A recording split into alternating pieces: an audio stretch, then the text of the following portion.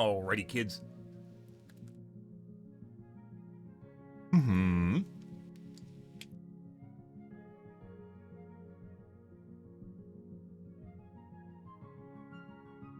Good evening, guys. Hope you guys are having a wonderful evening so far, guys. Tonight on the Dib-a-lib-dib-dib-dib-dibs, we're going to be playing more of the Dib-a-lib-dib-dib-dib-dib-dibs on a little bit later here, but that happens, guys, as it turns out. Life and such. Oh, God, I hope this doesn't cause my sleep schedule to keep regressing. Still going to end at the same time. I'm just going to have a shorter stream today. Yeah. Good evening, Slain. Yeah, Illuminati. Yeah, Devil's controlling Illuminati. Yes, I got it. Or am I the devil that's controlling the Illuminati? I wish. I don't have that much money. Illuminati should give me a couple billion. Oh, do Elon Musk. Or make a video game. One of the two. Good evening, though, guys.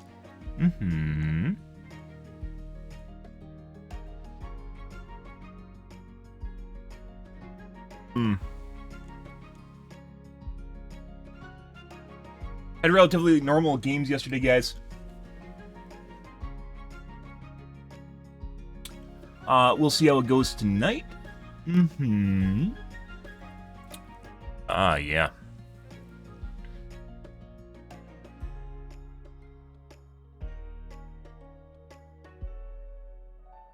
But first, we're going to take a look at the Reddits, guys, and the tubes, and go from there. We're going to have shorter tubes tonight. Because I'm on later, obviously. Good. Oh, got a stray hair, guys. Actually, a couple stray hairs there.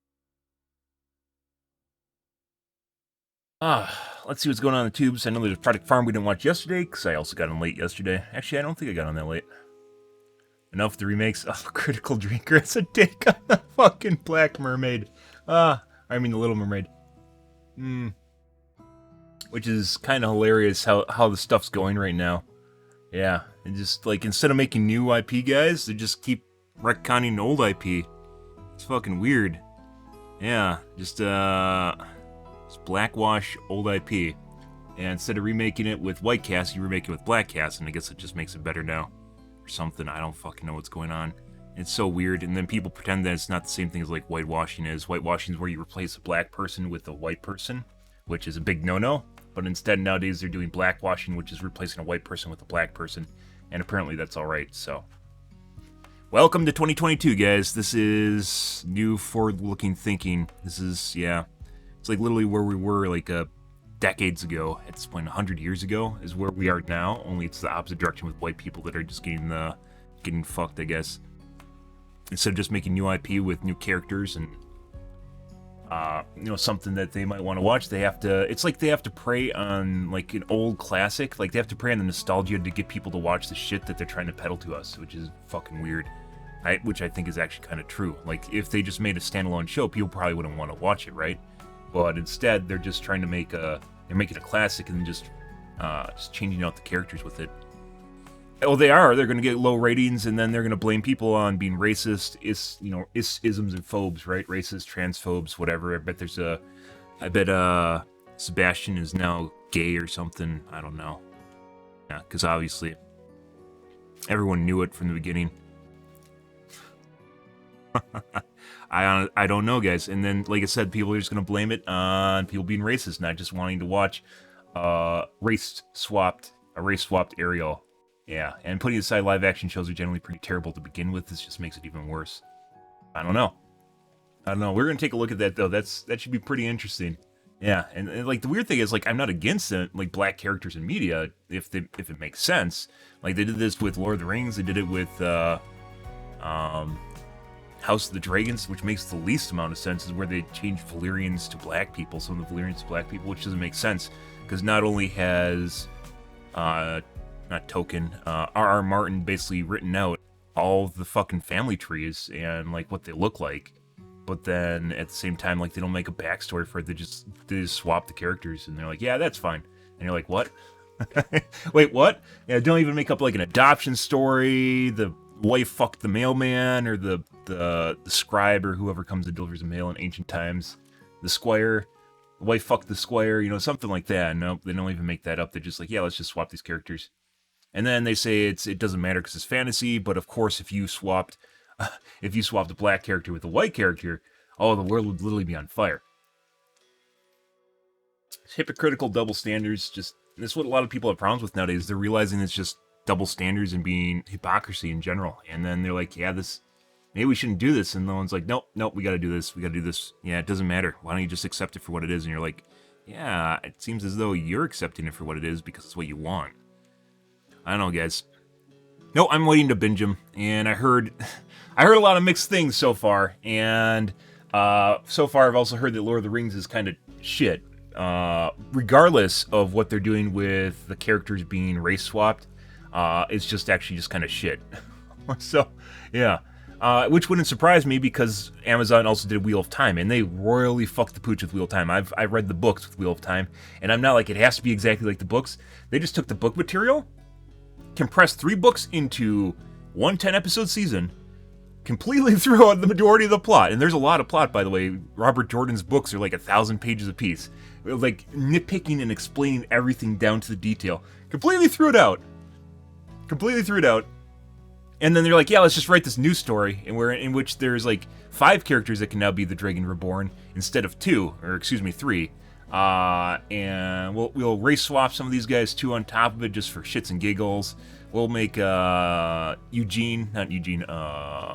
Morgraine lesbian because that was very prominent in the books. It wasn't at all. There was barely any context given to her being a lesbian, and they dedicate like an entire episode to it. Yeah, to her lesbian love affair with the black leader of the Azsedia, and I'm pretty sure she's not black in the books, but I might be mistaken on that. Just fucking weird shit. And like the thing is, like they could have got Ariel, like if they wanted to, they could have got Ariel that looked like Ariel too, like a black version of Ariel, right? They didn't. They literally replaced her with something that looks almost nothing like Ariel. And anyway, her hair is barely orange, which is like the incredibly noteworthy part of her character, right? Is just like fiery orange hair, fiery red hair, and like you could definitely do that with black hair, by the way, and you could straighten it if you want to, but they don't. They fucking don't. It's weird. It's fucking weird. Like they're literally trying to be as objectionable as possible. I don't understand it. And then, like, they're just trying to make people hate on it. One of the things is, like, with Lord of the Rings, I kind of dub. Critical Drinker mentioned that he thought that it's fan baiting, I think it's called, where you're trying to bait a reaction out of your fans. If you spent $800 million on a TV series, you're not doing it to be a troll. With Disney, on the other hand, you're spending $50 million. That's a little bit different, but you spent $800 million on a TV series, you're definitely not looking to make a troll-like reaction just to get shits and giggles out of people. That's not what's going on here. Yeah, a lot of this stuff is just so fucking weird. It is, like, it's surreal. I don't know who's in control. Like, if you're a big company, how the fuck has it gotten to this point, right? Where they're just not only just producing shit, but then they're just doing all sorts of objectionable things just to fuck with people. It's like literally like a giant conglomerates are run by trolls now. How is it even possible? I don't know. It's where we are though, guys. And like I said, I'm not against IP. Like the comparable episode here is like, let's recast Black Panther as Chris Hemsworth. That'd be a great idea, right? And you're like, yeah, no, like I don't even want that. But that's kind of like what's going on here. If you're race swapping, it goes the same way in the opposite direction, right? But it's not. It's double standards, and that's once again why people have problems with it. And I don't think Black Panther should be a white guy.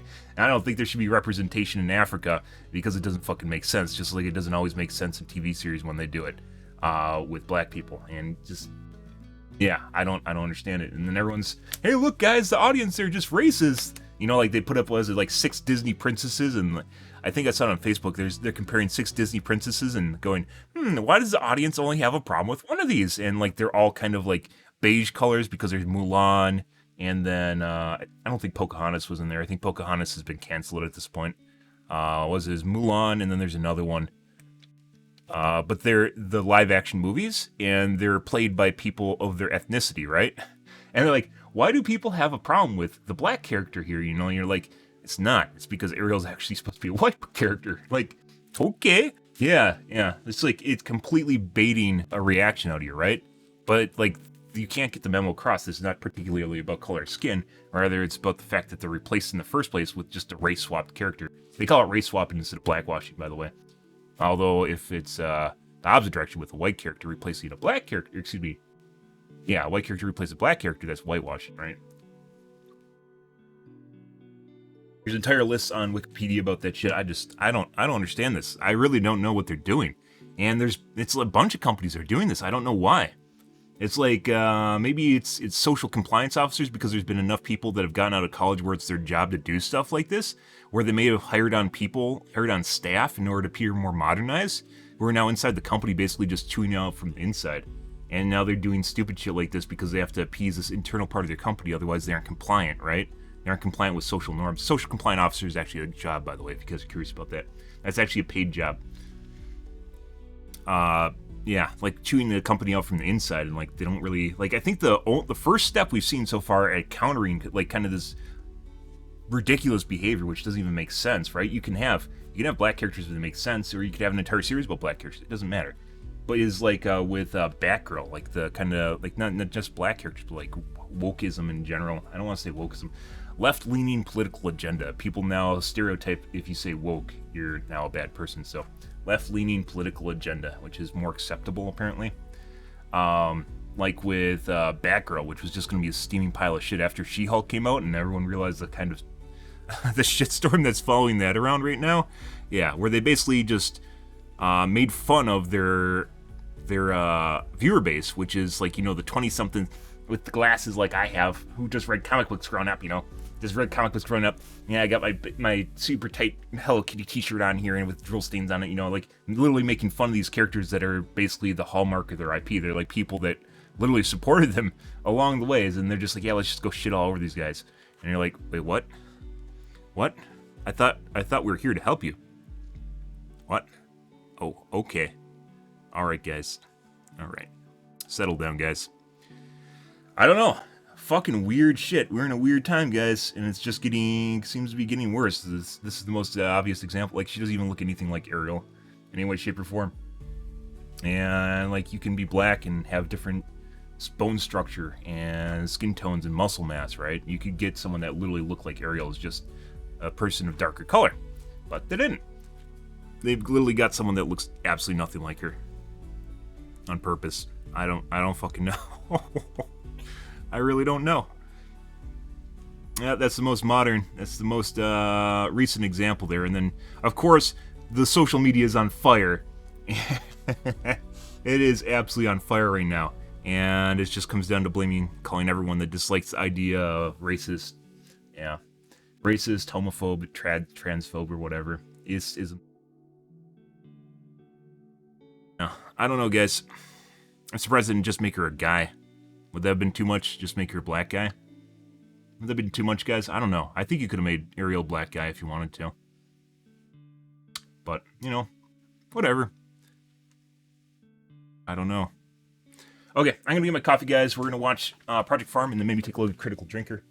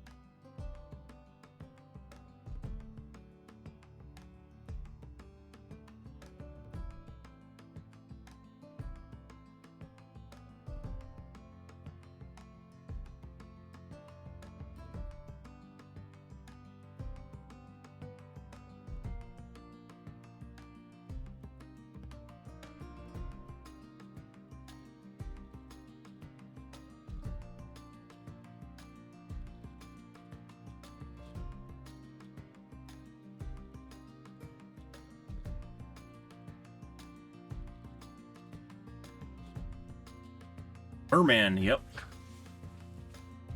All right. Ooh. That's literally what we're talking about. We'll take a look at this. I don't think we're going to watch Project Farm tonight, mainly because I have to speed through this real fast. The more I've come to realize how fucking lucky I was to grow up in the 1990s. No shit. No fucking shit, guys. Like, it kind of movies and TV series actually started out pretty shitty in like the late 80s and then got really good at the end of the 90s and the O's. I'd say the O's and then early 10s were the best TV series. Right through the O's to the early 10s was the best. And then, like, after maybe 2012, things just started going to shit. It was a simpler, more optimistic, more Yeah. innocent decade when movies were still awesome, Britannia was still cool, people didn't get fucking offended by everything. Lara Croft was an awesome ass-kicking adventurer with a fantastic pair of, guns. Yep. And then they retconned Laura Croft, and now she looks like an innocent girl that's been through trials and tribulations, trying to show the soft underside of Laura Croft that literally looked like this before.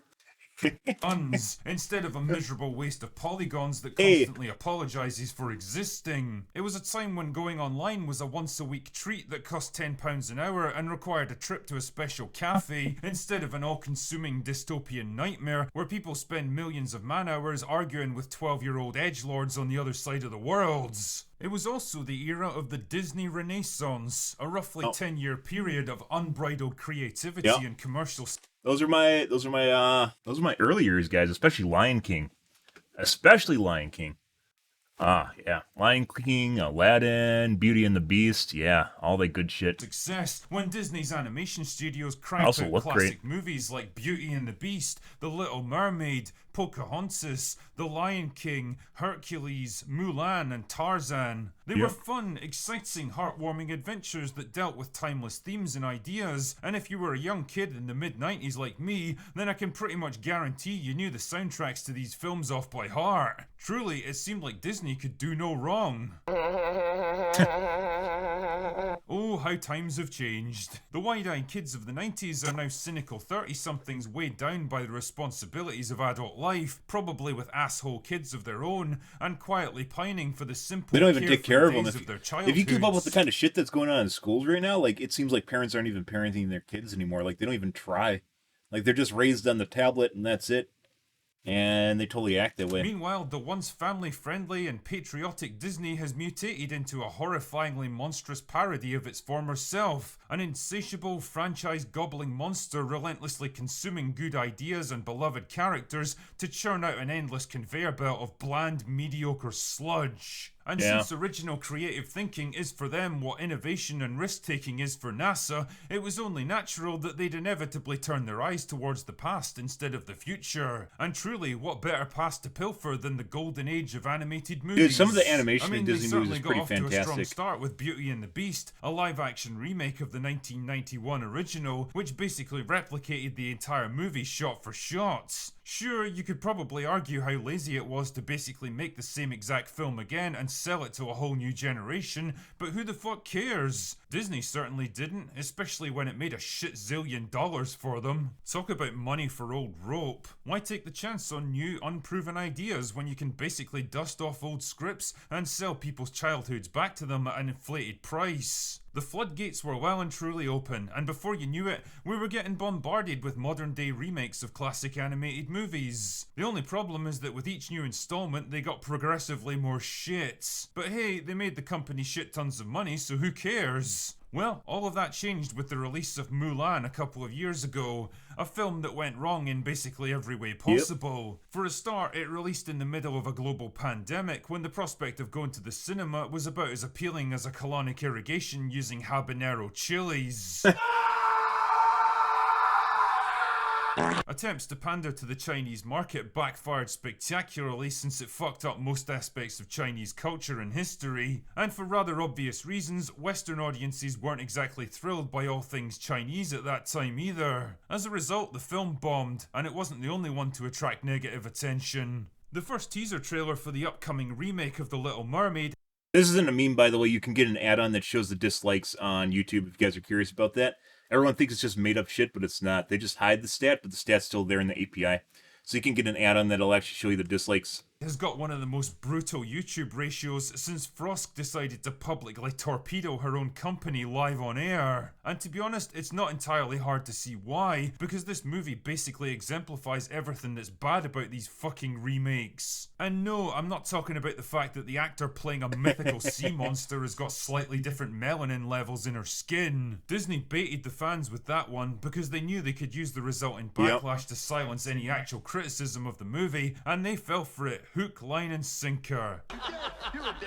Okay, that's enough nautical references for now. The bigger issues are more fundamental ones that you can apply to basically all of the Disney remake movies. I mean, for a start, take a look at the colour palette of this thing. Look how dark and muted and subdued everything is, and then compare it to the original animated movie. You see how much more bright and vibrant and interesting that world looks? Yeah, it's completely unrealistic that the deep ocean would look this way, but it doesn't really matter, because it's an animated movie with its own visual style, and that style allows the artist to set their own rules for how you engage with it as the audience. But the moment you bring live action into the equation, you immediately constrain yourself with the limitations of what people expect to see in the real world. That means the deep ocean is now a dark and foreboding place where Ariel is framed like some kind of terrifying monster instead of a plucky heroine longing to experience the world above. Jesus, if you swap out the soundtrack for a horror theme, the face reveal feels like it should be more like this.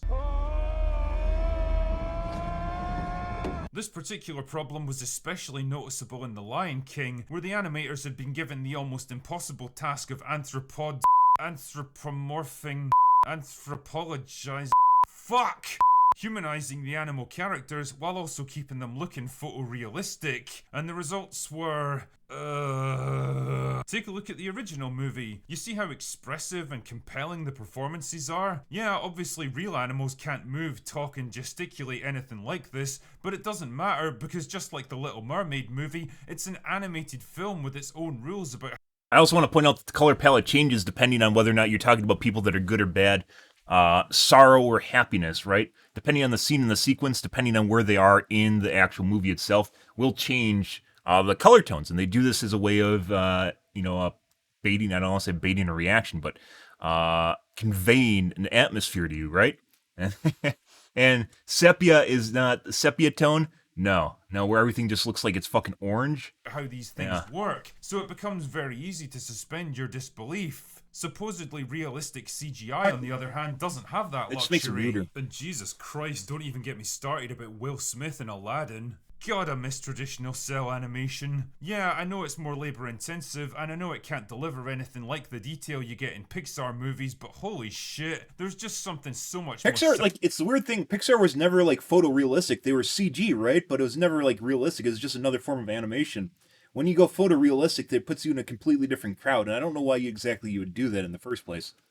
That is fine about it. Knowing that actual artists had to draw and animate this stuff frame by frame instead and they do a really good job of character models running a series of programmed movements is just so much more human and charming. Every fucking Pixar movie nowadays looks exactly like the one that came before it. They all have the same bland, generic, soulless look about them, like you're eating a meal made from the same basic ingredients, only arranged in a slightly different way. I mean, would it kill movie studios to release the occasional film using traditional animation for once? Another issue that's been coming up more and more with these remakes is the alteration of characters and storylines to appeal to modern audiences. It started out with little things, like Emma Watson insisting that Belle be an inventor and engineer in Beauty and the Beast, because I guess being a fun-loving, intelligent young woman desperate to get out into the wider world and escaping vicariously through the medium of books just wasn't enough for her. She had to make her into Elon fucking Musk as well. But whatever, it wasn't enough for her. She had to make her into Elon fucking Musk as well.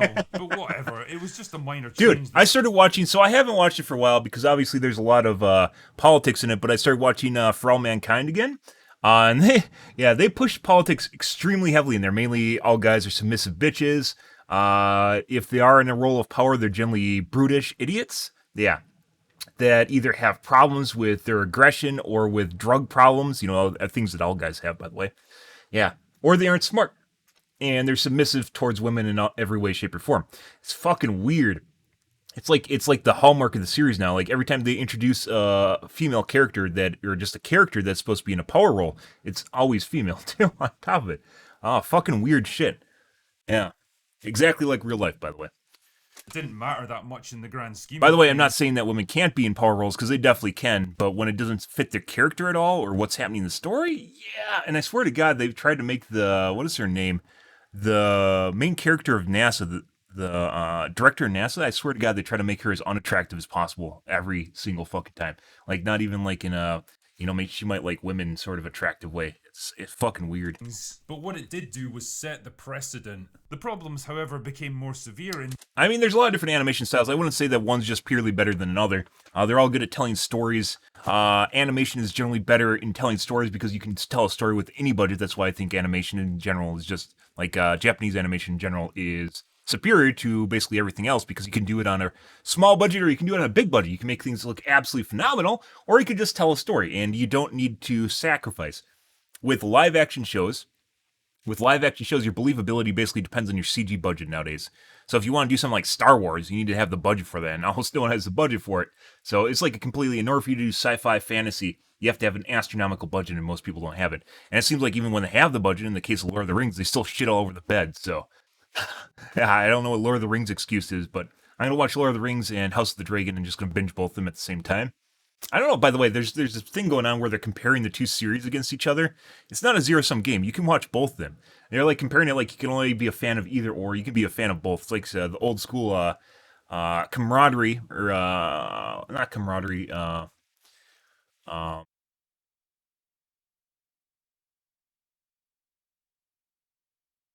Relationship between Star Wars and Star Trek, where they're kind of competing with each other, rivalry, right? Kind of like a rivalry between the two, but you can like both, which is kind of that was the hilarious thing is you can actually like both series.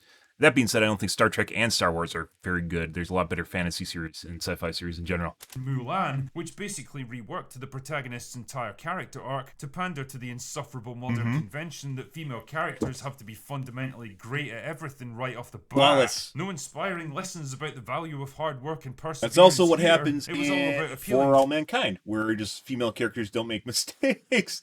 It's usually the guys that fuck things up. to female empowerment in the laziest, most superficial way possible. Speaking of which, here's a little hint from a January 2022 interview with star Halle Bailey about the direction The Little Mermaid is going to take. I think everyone will be pleasantly surprised by some updates of the themes of the film, more so on Ariel's side of women empowerment and her taking her power back. I mean, I thought the original Ariel was pretty empowered already, considering she saves Prince Eric's life on more than one occasion, and her decisions drive the entire course of the story, but whatever. I guess because she occasionally needs help from other people, she's just not modern enough. Especially men. Can't wait for Eric to be transformed into the same useless, bumbling buffoon template that Disney used for every single male character in their movies these days, and Ariel to be an Flynn was such a unstoppable huge bait, kick-ass girl. guys. I think everyone and their mom thought Flynn was going to be a fucking star Jedi. I think everyone and their goddamn mom thought Flynn was going to be a star Jedi. Like, he was going to be a main part. He turned into a main part of the plot, but he was just a joker. They made a joke out of his character. But, like, when you saw the first trailer for, like, episode, what is it, 7, I think it is? What order did they go in? Yeah, episode 7, right? When you see his character in the trailers for episode 7, you think he's going to be a fucking Jedi. He has a backstory. The movie starts out with a backstory of him, and surprise, it has nothing to do with him. You're like, what? Where the fuck did Flynn go? And then he just turns into a joker that they just turn into like fart jokes and crass humor. He's just, what the fuck? And then he gets depreciated in terms of the hierarchy of the cast. He gets depreciated even more by the Asian chick, I forgot what her name is, who just completely overrides any kind of meaningful decision he attempts to make. Boss who There's fixes absurd everything shit. all by herself. Modern writing, everyone. Fuck knows what it must be like to be a little boy growing up in the 2020s. Holy fuck.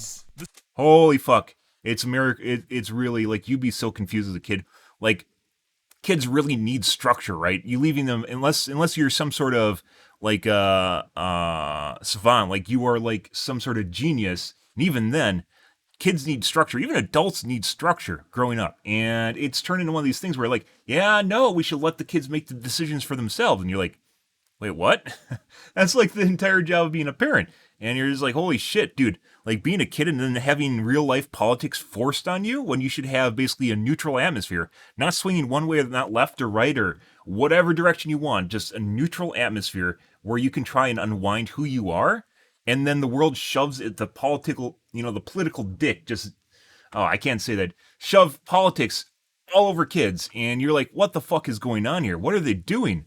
What the fuck is going on here? Why would you do this to kids? But then they're like, yeah, no, No, I think kids are actually grown adults. They function exactly like grown adults. Put aside the fact that your mind is not developed when you're a kid. That's growing up is part your mind actually develops as you get older and it evolves. It like changes. Who you are like when you're 7 is not the same as who you are when you're 16. It doesn't matter who the fuck you are.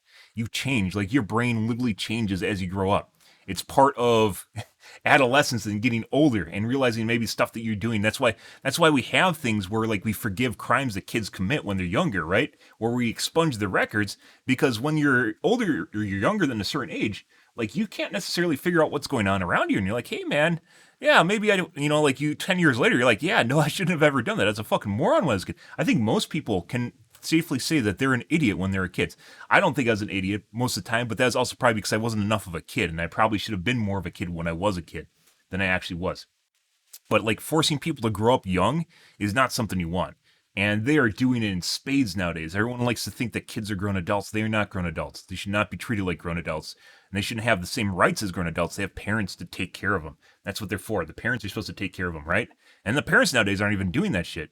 The sad thing, though, is that actresses like Halle Bailey are going to get unfairly caught up in the crossfire here. I mean, I'm sure she's a perfectly nice person that'll do a great job with the role, but none of that really matters because all Once people again, are talking she's about not the now one that is cast the role. backlash against her casting. And for what? They could have If literally- the real objective here was to If they wanted to make a less objectionable person, of color, they could have picked someone that has similar facial features to the Little Mermaid. They didn't, or give her the same hairstyle. They didn't. They purposely picked the character to be her, right? It's almost like purposely miscast. to create more lead roles for diverse actors, which is absolutely a good thing, then why not come up with new stories specifically for them Oh, shit. instead of deliberately Does it stirring involve up creativity controversy by and originality? crowbarring them into stories that have Literally already just been talked about told. this. There's an entire world of rich cultural traditions, legends, and folklore from every conceivable country, race, and creed just waiting for you to try out. So why keep retreading the same ground over and over again? Safe. Why keep retelling stories that have already been told far better by previous generations? Safe, and once again, like what we talked about earlier is the fact that it's like they don't think people are going to watch it, which they aren't going to watch it anyways. They don't think people are going to watch it, and then they don't have a scapegoat, right? Oh yeah, of course. And I guess that's what this really comes down to. A quick, easy and reliable way of making money that requires minimal investment of risk or creative energy. It's the same reason that Lucasfilm keeps digging at the hollowed out core of Star Wars, why Paramount subjects us to endless Star Trek prequels, why Amazon are trying to launch their very own Game of Thrones using Tolkien's legacy as a billion-dollar canvas to finger paint on. And it all just feels so hollow and meaningless. Like these stories were generated by some AI in a lab somewhere in order to generate the highest return possible on investments. I mean, I literally just fucking said this earlier. It literally feels like there's just some sort of outside force that is controlling the direction of where stuff's going. Like it's taking the creativity out of the hands of like human beings and putting it into like some sort of bot or someone else's hands that has nothing to do with actually making good movies. We talked about social compliance officers earlier. It kind of feels like someone else is literally controlling the direction that shouldn't be controlling the direction, and they are. Fucking weird shit, guys. I'm under no illusions that big movie studios were ever particularly invested in artistic expression, but holy shit, there was at least a pretense of trying to tell a worthwhile story along the way. The movies of the Disney Renaissance are so fondly remembered now because they struck the perfect balance between timeless ideas, likable characters, contemporary humour, creative talent, and vibrant, colourful animation. They sold themselves on their own merits, instead of resorting to member berries or cheap manufactured controversy to drum up interest, and as a result, they had to be really fucking good in order to work.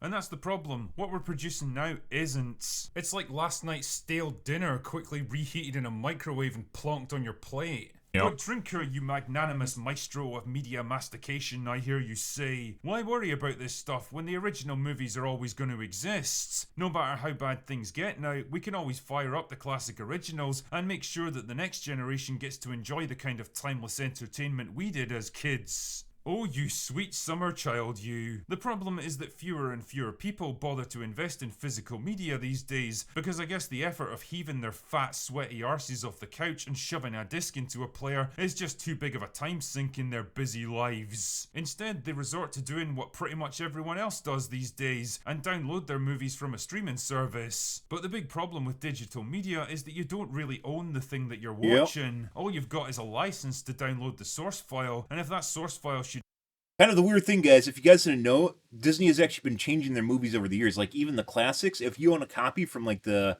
1990s compared to today, they keep changing little scenes and sequences in them. When they re-release them, they actually change parts of the story. Ever be removed or altered, well, then you're shit out of luck. We've already seen the little edits and tweaks that companies have started making to older movies that are now considered problematic. How long do you really think it's going to be before it starts happening to newer stuff? Movies that contain scenes or depictions or story beats that someone somewhere in some miserable corner of Twitter finds offensive. Characters that don't quite align with the rules of modern writing. Storylines that go against the message. The fact is, the past is no longer sacred and it definitely isn't safe. Because there are fewer and fewer people who care about preserving it, it's more vulnerable than ever to the insidious, grasping manipulations of the present. Storm's coming, guys. Little by little, Outside, scene by actually. scene, movie by movie, the stories that once captivated and inspired us are being quietly removed and supplanted by cheap, cynical, soulless reproductions. And if we're not careful, Why, if we though? don't push back against this shit while there's still time,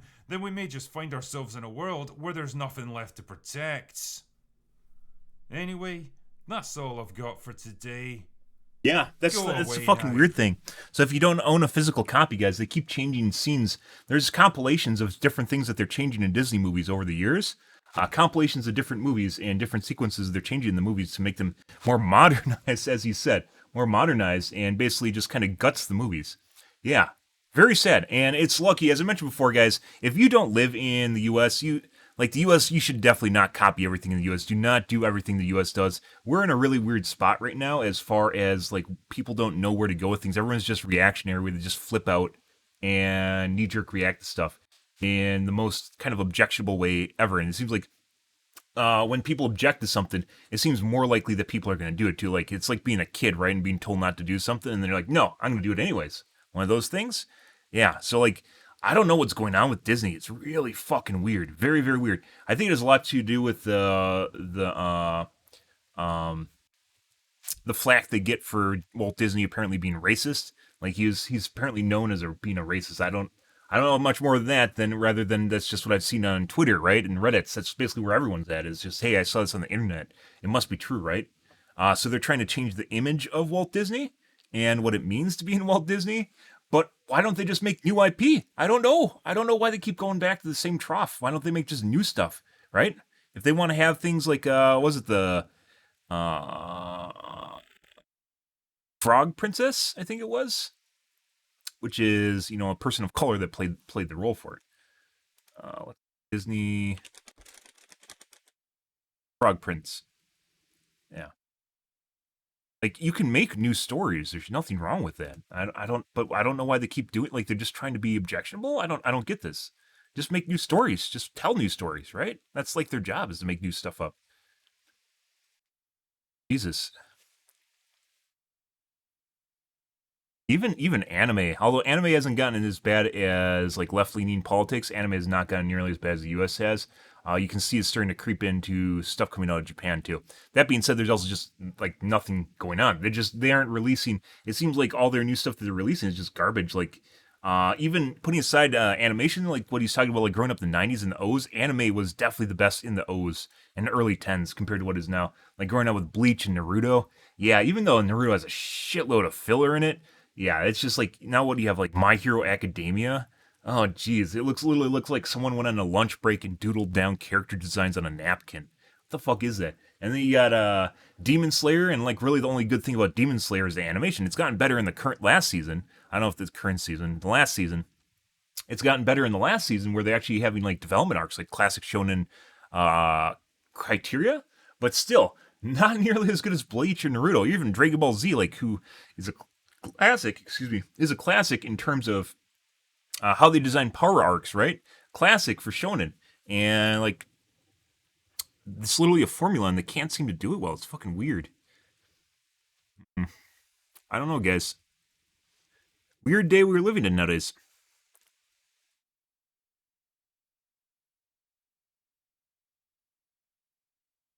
Let's see. Where's my thunderstorm at, guys? I actually updated my ups. I have a double conversion ups and the batteries keep going bad on it. I found out you can actually buy lithium batteries for it.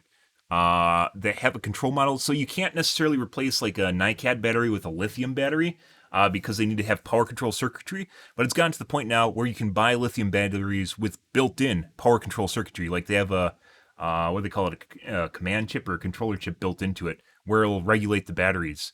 Yeah, so you can actually put it into a traditional NiCad situation. Is it NiCad? Nickel cadmium. I don't know if it's NiCad, but like the batteries I got would like last like a year and a half, and then they go bad on me. And so I got lithiums. Yeah, we'll get to see how long that lasts. On added bonuses, it seems like they weren't even full, by the way. It's like a battery like this. It's a size for an ups. They actually have like a standard for an ups or like this, and the case isn't actually full lithium batteries like that. They aren't like Rose 18650s, which is what a lot of applications use. It was I think it's only like half full, but it's still like the same amount of watt hours as the NiCad. Only lithium is much better. So yeah, we'll see. Good stuff. I need to do like a power test where I literally just let the battery run out and see how long it lasts for. I haven't done that yet.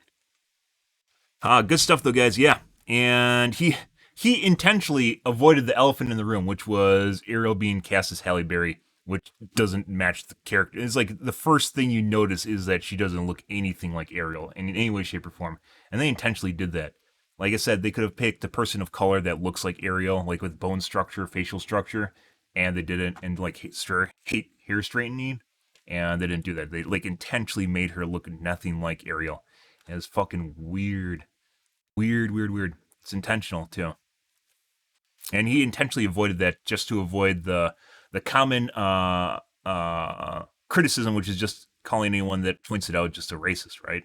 You don't like it because she's black, and you're like, yeah, no, it's just not the way the story was told. And putting that aside, I didn't like the trailer. Like I didn't notice how bland some of these scenes were in the trailer. Like it literally does look like a horror movie. That one because they knew they could use the result. Like holy shit. Who wants to go to a theater? You show this to kids, right? Who wants to go to a theater and see this? What is this shit? Like, yeah. Remember how season 8 of Game of Thrones? I'm sure you guys watched it. You shouldn't, if you ever guys get to season 8 of Game of Thrones. If you ever get up to that point, do not watch season 8. It will ruin everything for you. Do not watch it. You'll want to watch it. Do not watch it.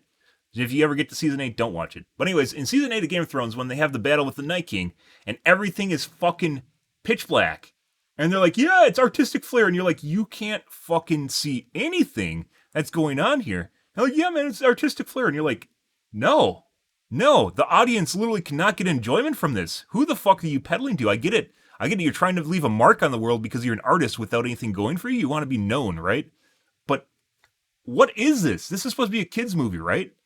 They literally can make live action movies, even if it's not completely realistic. They can make live action movies look more animated. Remember Who Framed Roger Rabbit? Yeah, like it doesn't need to be this bland shit. Look like we're exploring the Titanic or something. You know, they don't need to do that, but they're doing it anyways. And what are you doing? What? Yeah. It was. I had a lot of. I ranted for 4 hours. I ranted for 4 fucking hours about season 8 of Game of Thrones. I think I did it multiple times too. I definitely have it on YouTube, by the way, if you guys are curious about that. 4.5 hours of me ranting about season 8 of Game of Thrones. Yeah.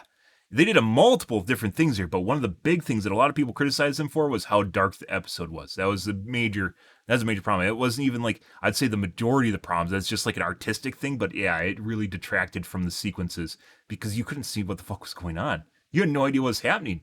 Yeah, like this, I get it. It's an art style. You can do this, but like he said, this is supposed to be like a horror game. What is this? What is this shit right here? Why would you do this this is a kids movie, guys, right? This is a kids movie. Normally you have bright, colorful sequences, stuff that's kind of happy looking. This looks dreary, down, like whoever lives here hates their life sort of shit, you know? Depressing.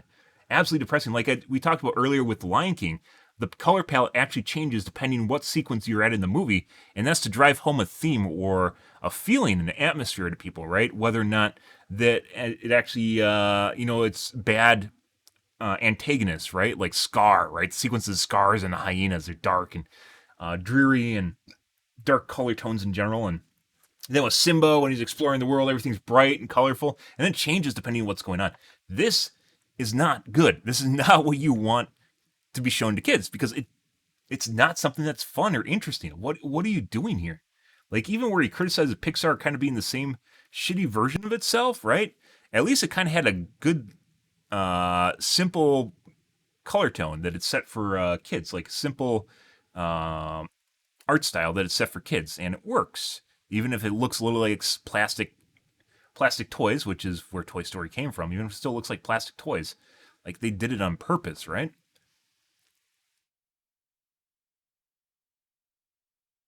What the fuck's wrong with people nowadays, guys? Anyways, we'll watch this tomorrow. I do want to take a look at Project Farm. We don't have enough time because I started late. Let's take a look at the Reddits, guys. Oh my god, I got hate mail. I love hate mail.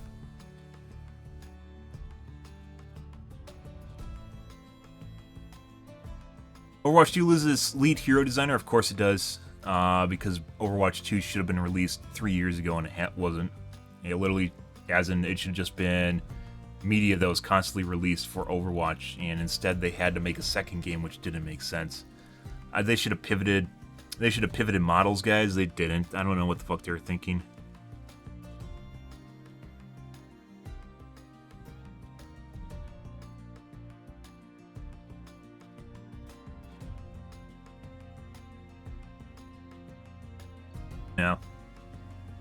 Yeah, another, like, the world has gone crazy. This is even before COVID, guys. Has the world gone crazy in, like, the last 5 years? Maybe it is 5G, frying everyone's brain.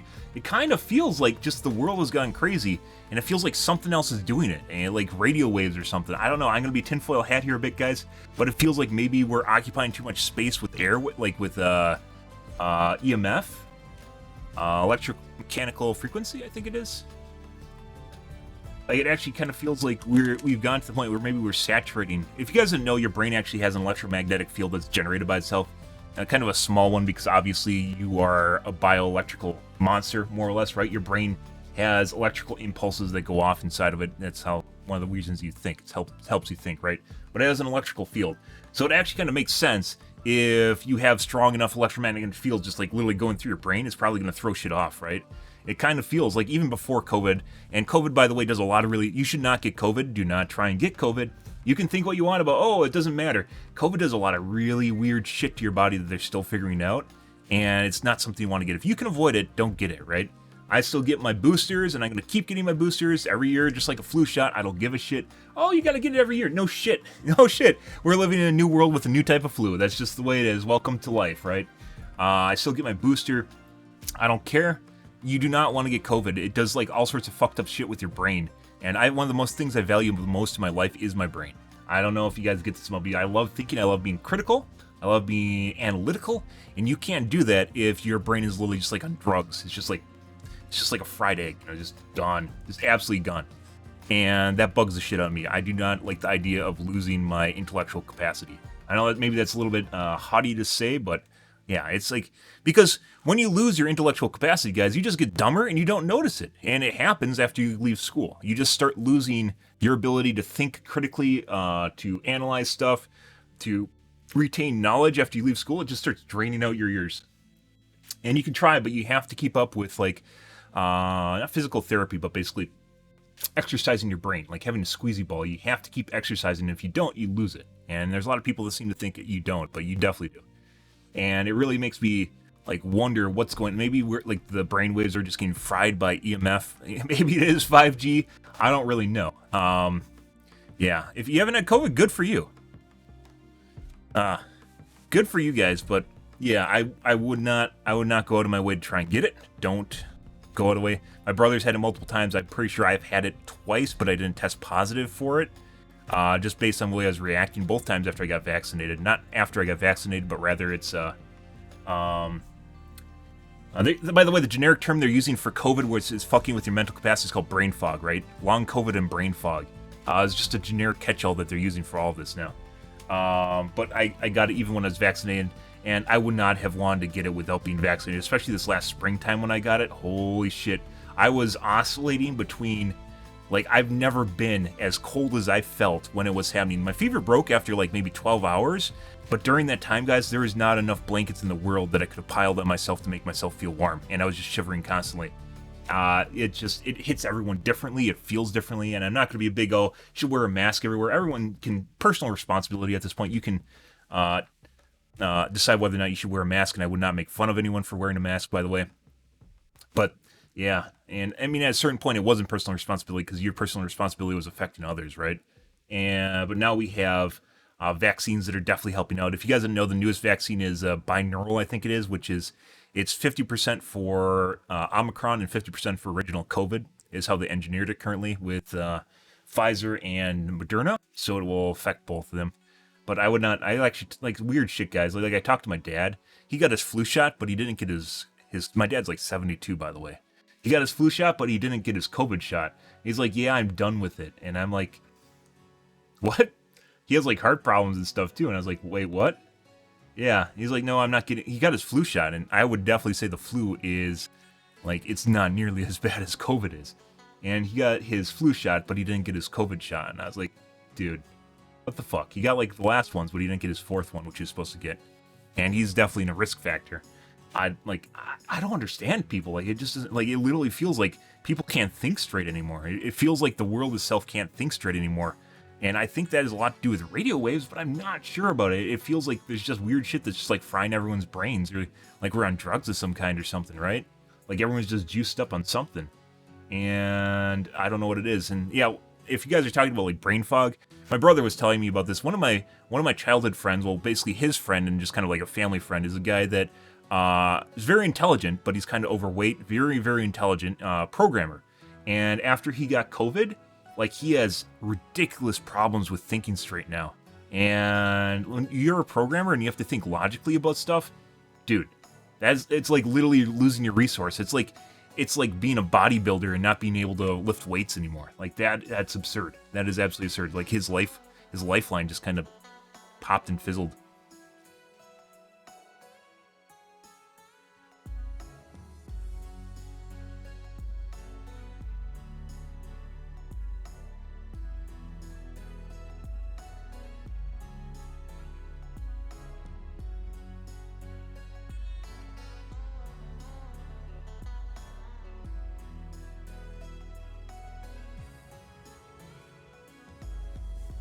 Yeah. Use it or lose it? Yeah. Your mind functions the same way like a muscle. You have to exercise it, you have to work it out. And just watching TikTok videos is a surefire way of frying it.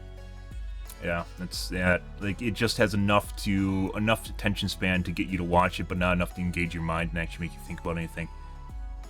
And of course, people are lazy too, so then they don't want to think. Thinking's hard, guys. It is. It takes time, it takes effort, and it's not always easy. And you have to work it out, and a lot of people don't want to do that.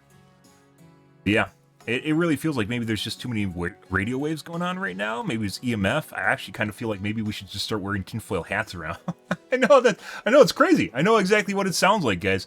But it kind of feels like we should all just be wearing tinfoil hats around at this point. I'd actually be kind of curious if they could, like, there should be like an Oxford study on people that wear tinfoil hats versus those that don't. Is there a study?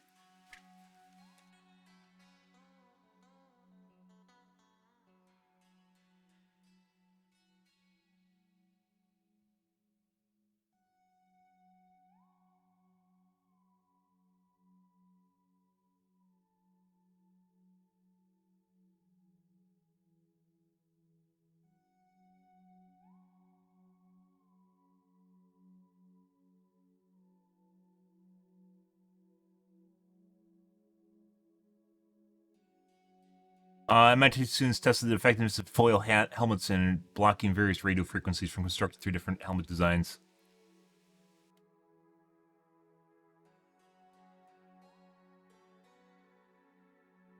Mind control? I mean, obviously, you can make something that would block radio waves, regardless of it being tinfoil hat or not, right? I think I was just talking about design. Tinfoil hats actually make it easier for the government to track your thoughts. What?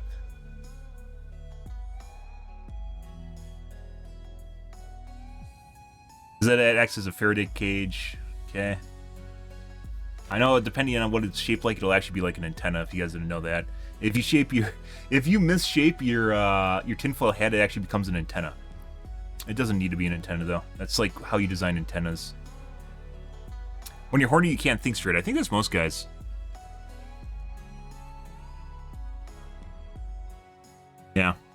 Welcome to being a guy. It's actually kind of true. That's why you take care of business, because then you can actually think properly. True story. Like the whole idea that guys shouldn't just jerk off, I think it's actually just something that all guys should do for personal health reasons. Be an effective person in the world. Kind of curious. You could definitely do a study on that too. I don't know if anyone's done a study. Sex is one of these weird things where a lot of education or academic institutes kind of shun it, right? Unless they're like doing some sort of like sexual wellness thing. But like you can make a lot of correlations between reproductive behavior and your ability to be a logical instrument, a logical person in real life, right? A logical instrument. And I would definitely say that it's entirely possible that you could form a correlation, probably for women too. You could form a correlation between regular sexual well-being and being able to do well and perform well at various logical tasks. I'd actually say you definitely could do that. And you probably could even maybe make something in there like an aphrodisiac that would raise sexual levels too, and see if that further influences people's ability to think properly. You could definitely engineer an experiment around it. I don't think anyone has, because once again, even though it's something simple, sex has been around since time began, right? Even though it's something simple, it's one of those things where people don't look at it. You could literally make a scientific experiment about that and figure out basically people's performances. I think it might be the opposite too. So if you're talking about something with that being athletic, if you exercise your sexual drive, it might even decrease your ability to be athletic, because testosterone and estrogen, all your hormones are things that drive you. And when you're athletic, that's actually something that's very primal, right? It relies on your body mass for the most part. Depends on what kind of sport you're talking about, though. So it might actually go the opposite direction. So if you look at like someone like a chess player, and then you look at someone like chess would actually be a pretty good example of that. You look at a chess player, and then you look at someone like a football player or a soccer player. You could probably discern differences there. Body maintenance, yeah, it's just part of being a human. I've talked about that before though, but that's just part of being human. Welcome to real life, guys.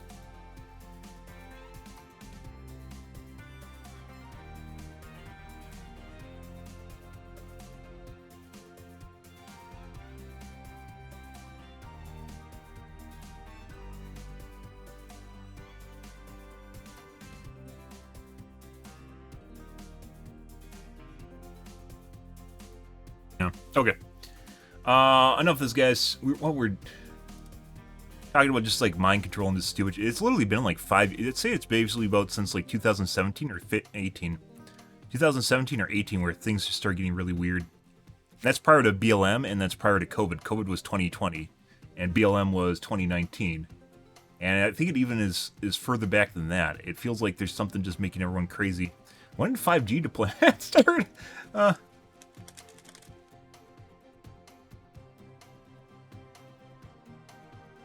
2017. Like, I don't want to be that guy. Oh. It was trialed in 2017, but it started rolling out in 2019. It's like 2018, 2017. That's when stuff started getting weird. And obviously in big cities first, which is where the majority of the population is. I don't know. Like, it's just kind of the best correlation I can come up with is 5G deployment, right? But other than that, I don't know what else. Starlink started launching satellites, but I think that was in like 2019, 2020. Maybe it's Starlink doing it.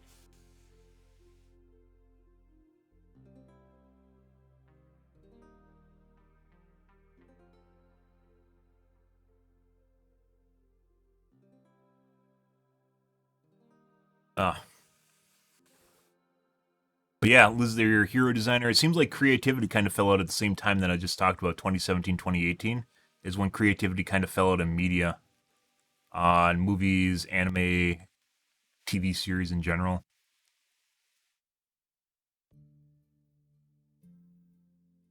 Eye strains. I mean, I don't smoke weed, but I'd imagine that too. I'm not in any way, shape, or form against marijuana, by the way, but I do feel as though if you engage in it properly, it's like engaging in alcohol. Not that it's like highly addictive. Actually, I think there is addiction now, involving the really potent strains. I believe it is, like the really, really hardcore shit. But I'm all for marijuana, and especially recreational use. But it feels like one of those things that helps you kind of escape out of life. It helps you skirt out of life, and then it affects your motivation and your willingness to actually engage. Yeah. Yeah, exactly. It's not like a plant. They got some like highly, highly potent stuff nowadays. And I believe there is weed addiction or marijuana addiction, but that's with the high potent strain stuff. That's all refined and basically like medical grade stuff nowadays. Yeah. Yeah. Once again, I'm not against marijuana. I think people that need it, especially CBD, THC, if people need it and it helps in their life, yeah, especially if you have medical problems, definitely. But me personally, like it doesn't really matter what you're talking about. Like I don't really like engaging in drugs at all. I drink socially, but that depends on what's going on, and generally not to excess. But that's just because everyone else is doing it. And it just kind of helps lubricate things. But like me personally, like I don't engage in drugs at all because once again, I like highly value my mind, and things that affect it, especially when it's outside of my control, really starts to irk me when I can't think straight. Because I enjoy engaging and being able to think straight. I know it sounds kind of I mean, I grew up in high school. I hung out with stoners mainly because we didn't really have a geek group. It just turned out the geeks were kind of stoners too, and like I have nothing against that. But it really does feel like it's one of those things that's kind of fucking with people. That's different though. Obviously, not everyone engages in marijuana, right? So that wouldn't be the same. 5G just like pace is like it's like a blanket that affects everyone in the area.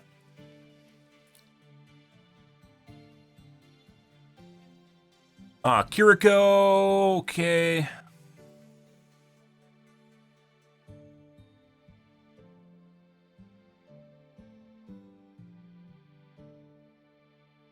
Ash cosplay.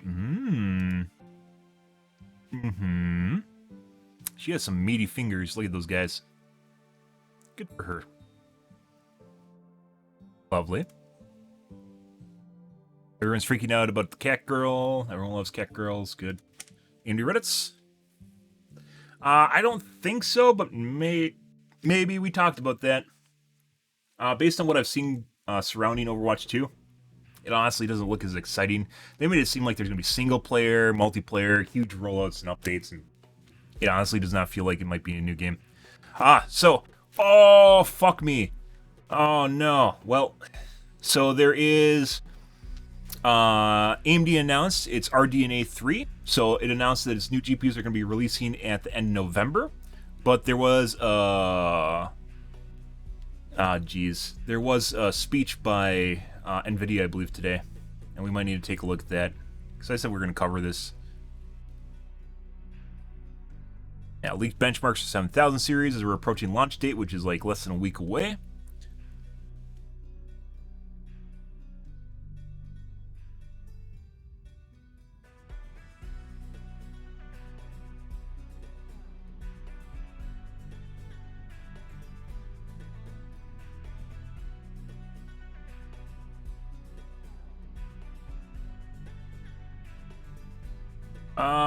DVD Reddits. But maybe. I don't know. I don't think so, but maybe. Hate mail. Let's take a peek. Huh? I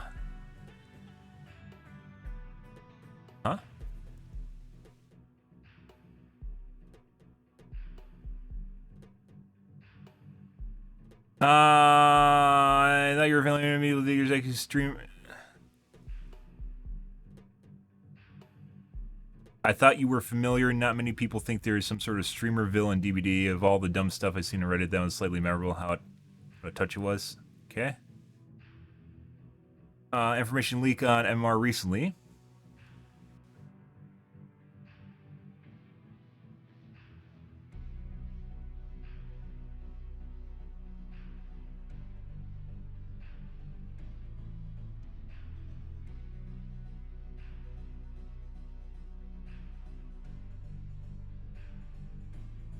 Reason not to have a problem with cheaters and DVDs because cheater problems come in waves. Okay.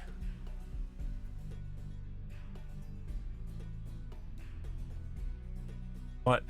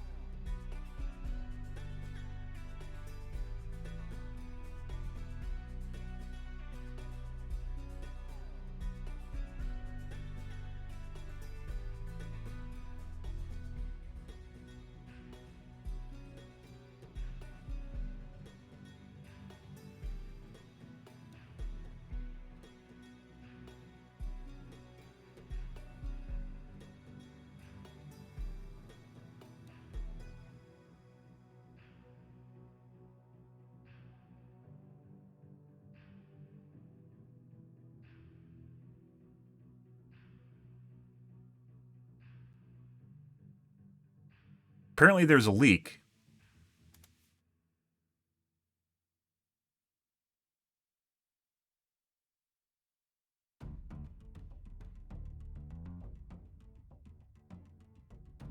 Uh...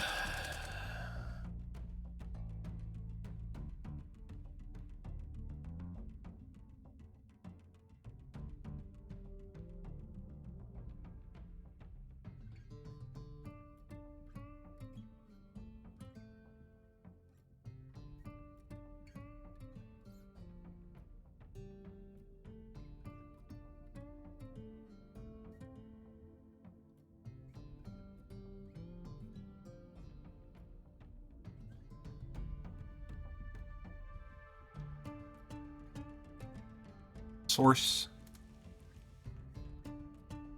Yes.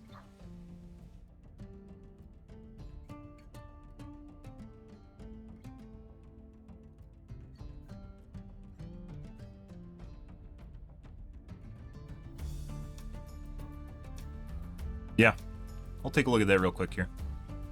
This guy is claiming that there's some sort of source that directly negates my information. It has nothing to do with the walled garden.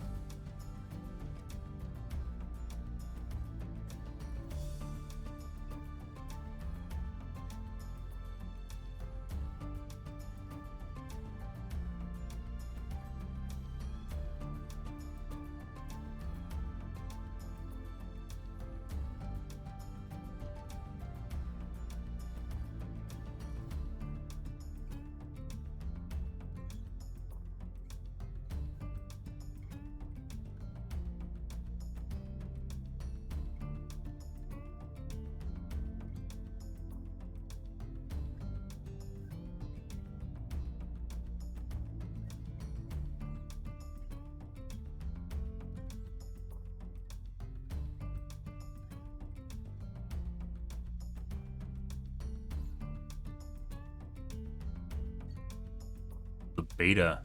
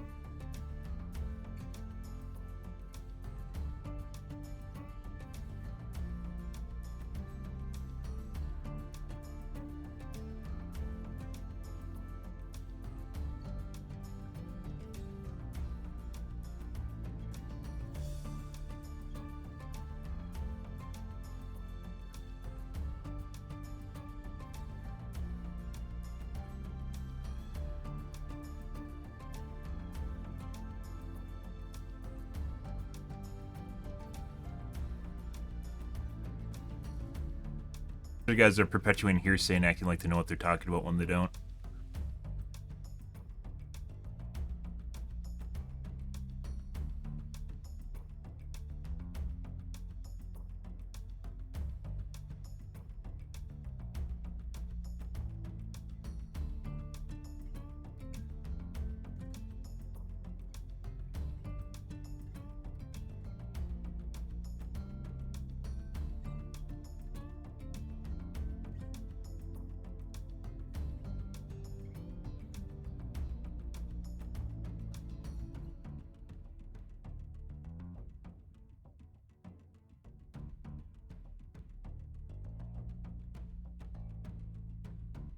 Yeah, these guys are full of shit.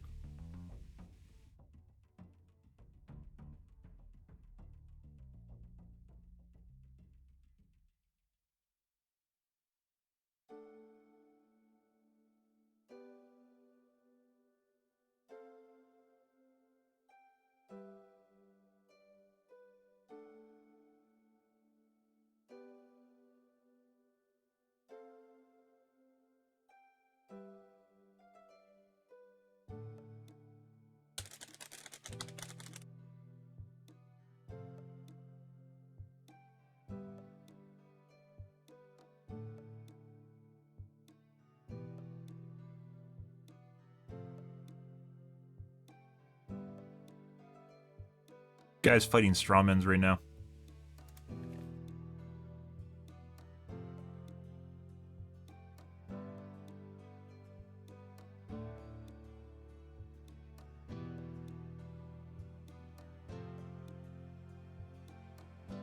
Good hate mail. I love when people just type paragraphs and have no idea what the fuck they're talking about. That's good shit. There's between tunneling and tunneling to 5 gens. Yeah, you're a fucking moron. You don't have time to not tunnel later on when it's too late.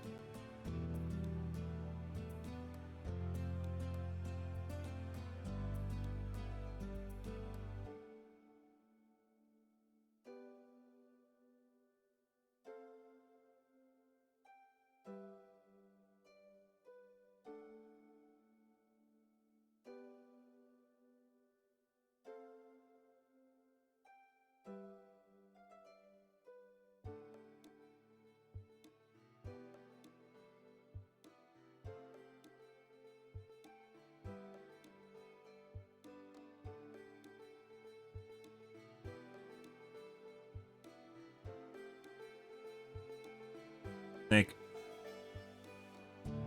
Yeah, except you never show up, so it doesn't matter. All talk, no walk. And suck my dick, dude. I do like that you keep trying to perpetuate the idea to get under my skin that, like, you're gonna come visit or something creepy like that. Yeah. We already had this discussion when you're supposed to be in town and they decided you weren't gonna show up, which I'm sure was completely fabricated, but you know.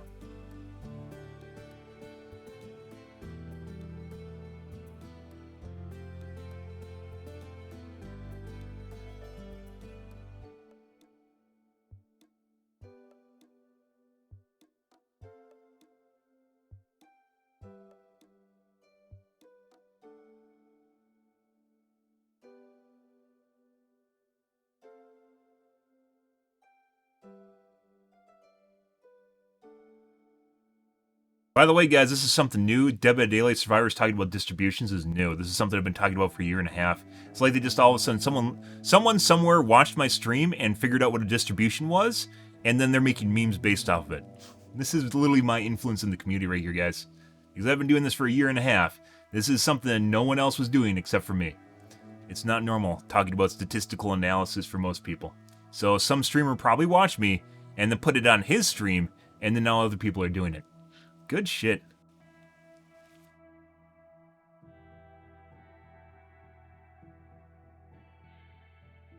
This is a Gaussian distribution.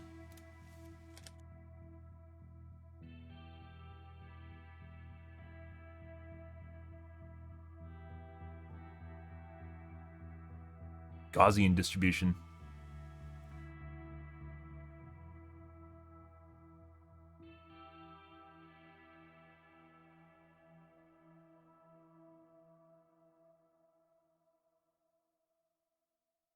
Don't tunnel at 5 gens. Yeah, fuck off, dude. I literally don't have time to tunnel at 2 to 3 gens. It's over at that point.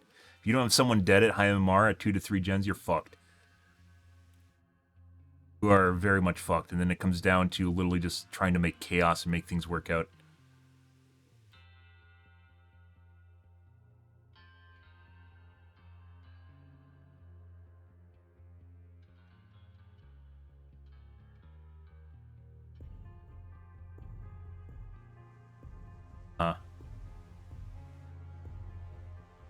Got it, dude. And then you perpetuate stuff like that. How are you trying to get under my skin, then you immediately think that I'm view-botting? I don't know. Yeah. Uh-huh. It's not the way that it works, dude. You watch people, and then someone else watches you. Yeah, you're definitely trying to get under my skin. You have a bad day at work? Were you at Best Buy today, Snake, and your employer yelled at you, and now you have to go take it out on a streamer? It's like every time you come in here, you try to say something super edgy, or something that might try to get it. Like, if you go to a random stranger online and go, it's like borderline doxing, like, hey man, I know where you live, let's go visit and talk, you know, like, wink wink, like you aren't even close to being friends with them. You're like, hey buddy, how's it going? Yeah, remember me? Let's meet. And then putting aside the fact that we actually had this discussion before, I said, hey, meet up in front of this place and send me a screenshot and I'll come meet you, right? And then you just never did. And then when you get butthurt about it because I call you out on your shit, then you go to something else like, oh, you got to be viewbotting, right? With your 25 people. Little been streaming for a decade, half of which you've been here for. And you're like, oh, man, you got a viewbot. Yeah, running. Yeah, literally fucking 10 years. More than 10 years at this point. Yeah, fuck off, dude. No, we aren't. You come in here to do stupid shit like that and then get offended when I point it out. And then when you're not doing that, you talk about poo-poo pee-pee. That's basically your go-to, right? Is if you're not trying to be creepy and edgy, it is talk about poo-poo pee-pee, right? Which is why I thought you're like 12. I'm pretty sure you're still like maybe, so you've been watching for 5 years, so maybe like you're 21 now, 22. You said you're like 32 though? I don't buy that.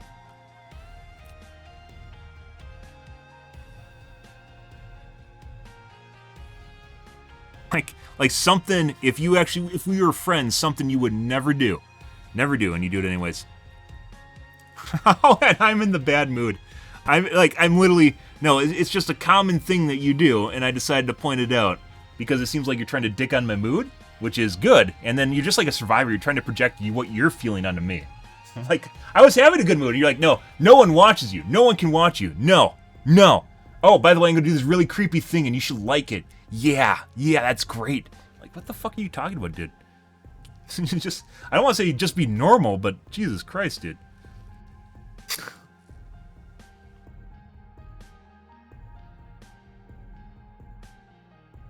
It makes me wonder how many streamers you do this to, too. Like, I bet this is your thing. Like, you go to everyone's stream and you do it. You try to figure out where they live and talk about, like, a place. Like, you look at Google Maps, you look up a place that you can find there and go, hey, man, I'm in town. We should meet at this one place that you know. And you're like, okay. Like, all right. Yeah. Good shit.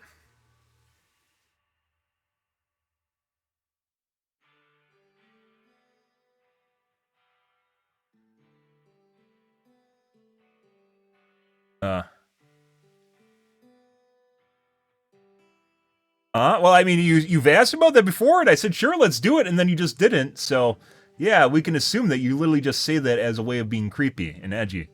Yeah. Not to be friendly, and, hey, let's get lunch sometime. Yeah, more of, hey, I know where you live. We should get lunch sometime, man. Yeah, we should get some lunch. I gotta take it, speaking of which, I gotta take a shit.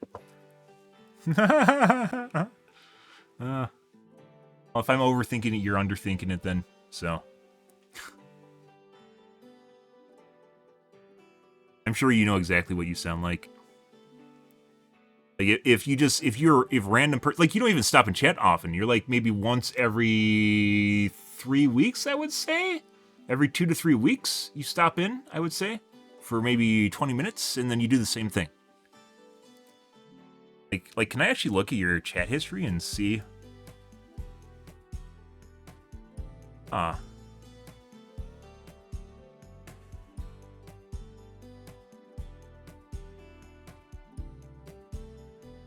Last things you said.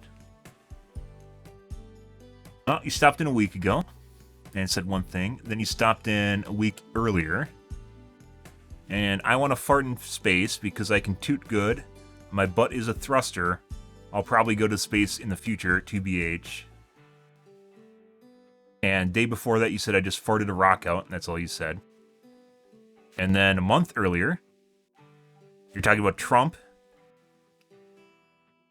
Then you complained about the game I was playing. And then 2 weeks earlier than that, do I like Andrew Tate? Then a month earlier than that, you say hi, hee hee. Then a month before that, you complained about bots again. Because I wasn't giving you attention.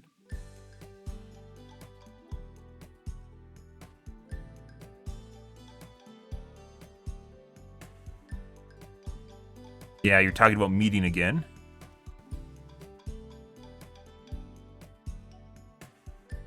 Talking about shitting.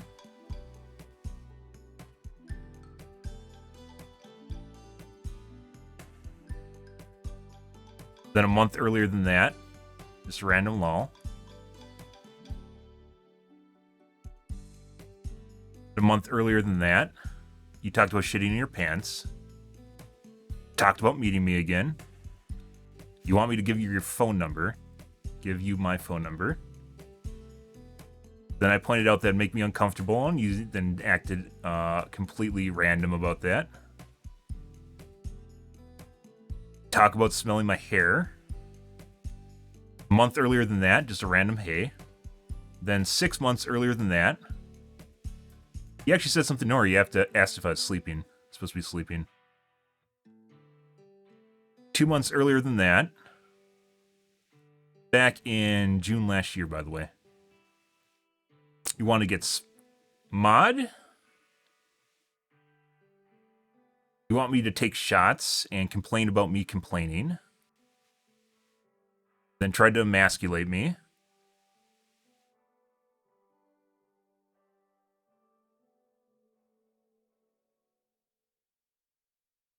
Yeah.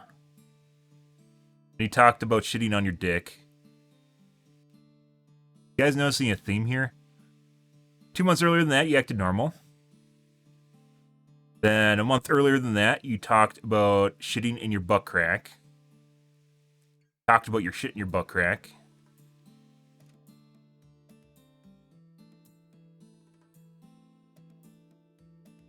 Let's see.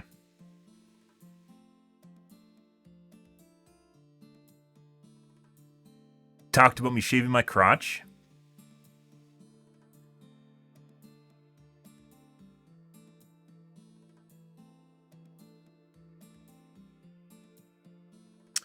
Then a couple hellos, normal conversation. It's kind of nice that Twitch, by the way, added this where you can see someone's history. That's kind of cool. Like, this goes back years, by the way, dude. Talked about shitting in a bathtub because your toilets are plugged.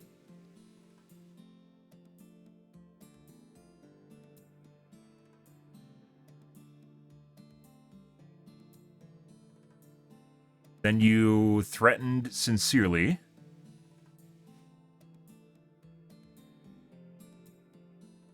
And then you talked about taking a shit while eating food.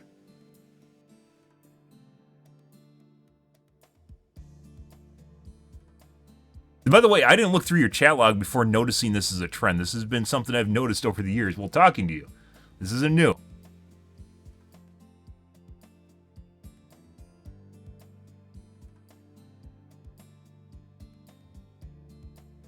Then you're being sexist. Obviously sarcasm, but you're being sexist.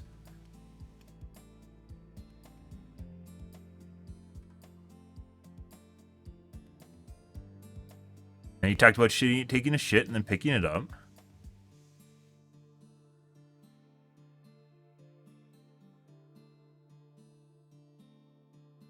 I know you have like 5 million names, and my guess is because you got banned. Most people do not have multiple names that they run under. Maybe they change their name, but they usually don't have multiple Twitch accounts because it doesn't make sense. Talking about being my most loyal viewer. Posting emotes.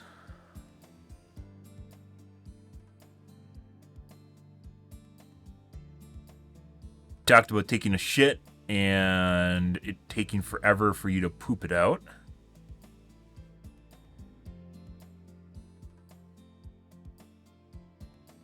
Talked about jerking off.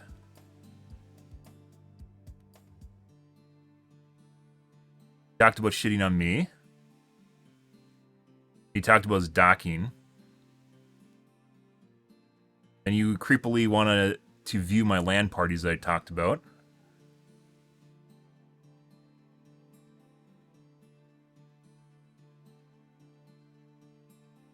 You were talking about Trump getting censored.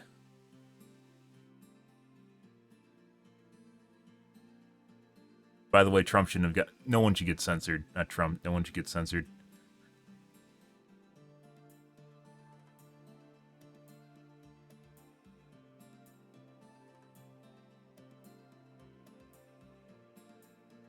Trump, I mean, I'm pretty sure you're like fucking 20 maybe. You said you're like 32, but I don't think so. I think you're like 20.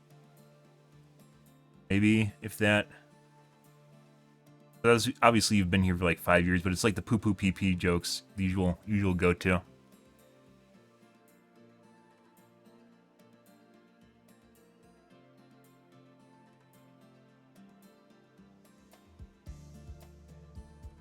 Can you see your log? No, only I can see it. Mods could see this too.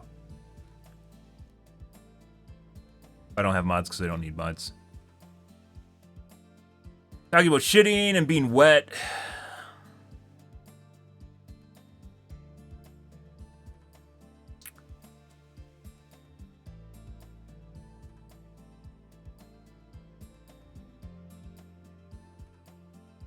You guys remember how, like, we talk about, like, people that cheat in Dead by Daylight and how they kind of, the crass theme is kind of like a common go-to, like people that literally don't give a shit about how they appear to others around them, kind of like is a degenerate personality trait that's used for people that like literally, like, they're definitely willing to cheat because they don't give a shit. Yeah.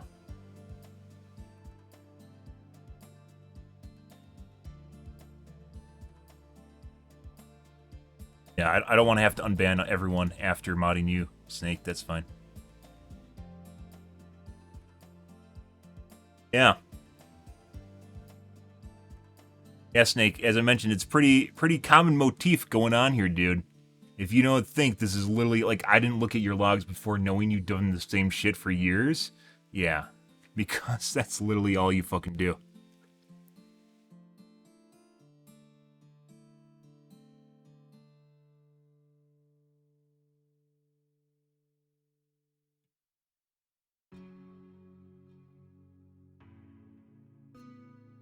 Fun.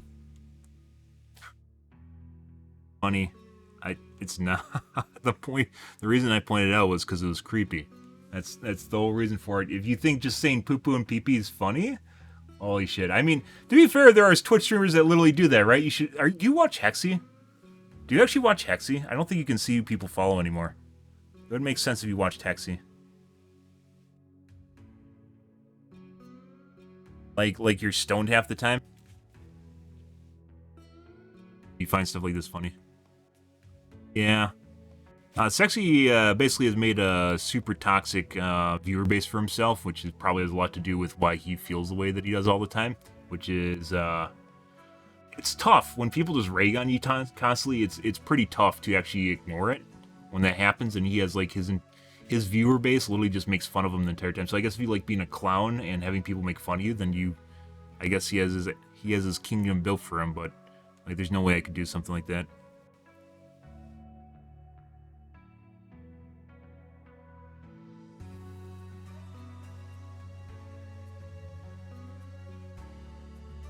Twitch is a daycare. It can be. It depends on what you have for viewer base. Once again, it's the reason I said talking about cheating is like one of the worst things you can do to Twitch. Everyone has like a super not everyone, a lot of people on Twitch have a super adolescent mindset, and as such, they can't handle talking about cheating. So it's like literally a big part of video games, and it's very easy to cheat.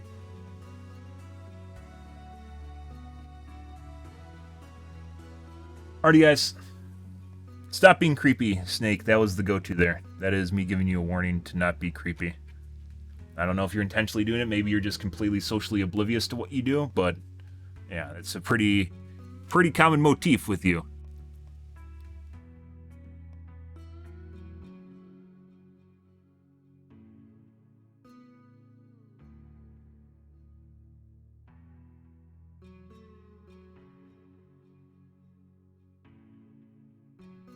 They are. I drink a lot of water. I don't know if you noticed, but I literally drink water. Literally all the fucking time. Yeah, that happens.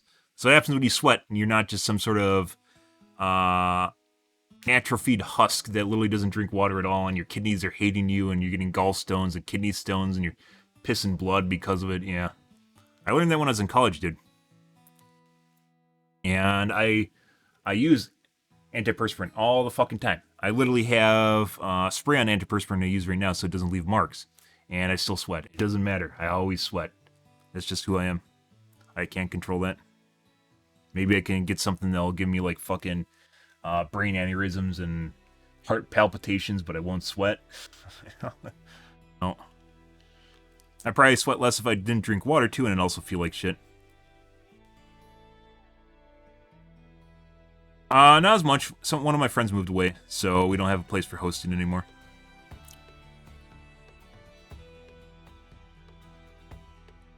talking about meeting a random Twitch streamer in real life that you barely know and talk to is creepy. When you're not friendly with them at all. Yeah, like we aren't talking on a day-to-day basis. You aren't like someone that's on my friends list and we talk to on a day-to-day basis. I don't know if I need to point this out, Snake, but like literally, we don't talk every day. I'm like, shit, man, let's go to lunch tomorrow. That's not really the kind of relationship we have.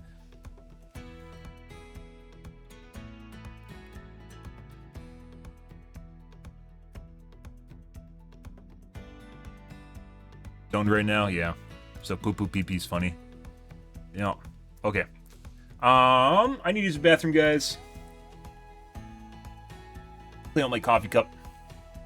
Can't meet me? I might do a meetup someday. A meetup, a public meetup, is not the same thing as meeting someone for lunch, by the way. Having like, let's meet at TwitchCon or let's meet at PAX is not the same as, hey bro, I'm gonna come to your town and meet you for lunch.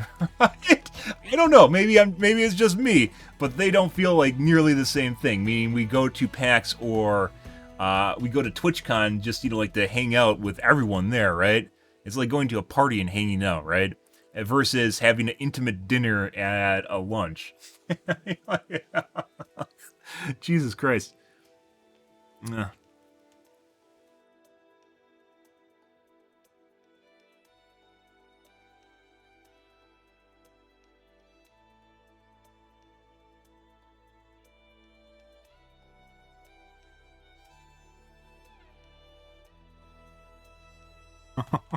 Okay, guys. I have to use the bathroom. I'll be right back in a second. 1 second.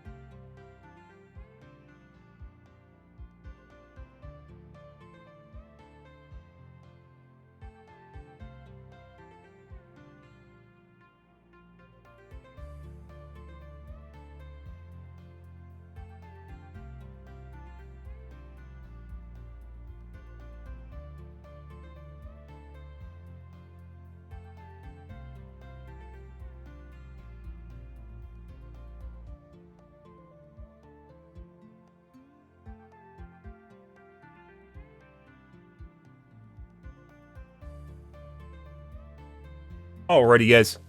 Much better. Wonder if he sits while he poops? I do.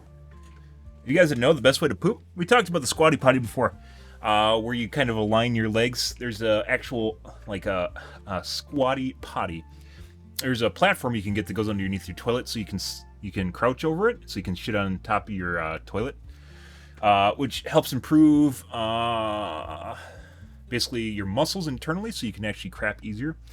But putting that aside, you don't need that. You can just put your legs behind kind of where your hips are, and it makes it very, very easy to shit.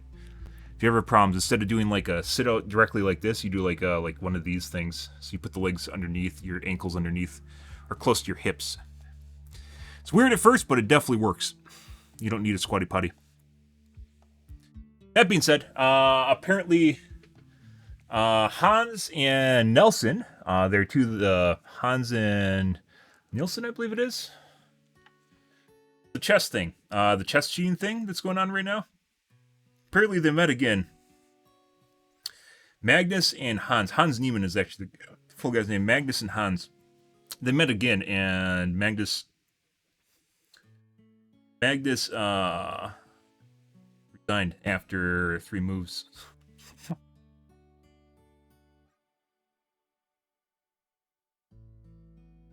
Stuff that's still going on. Something's going on there. No one can figure it out, though. A lot of people are saying it's cheating.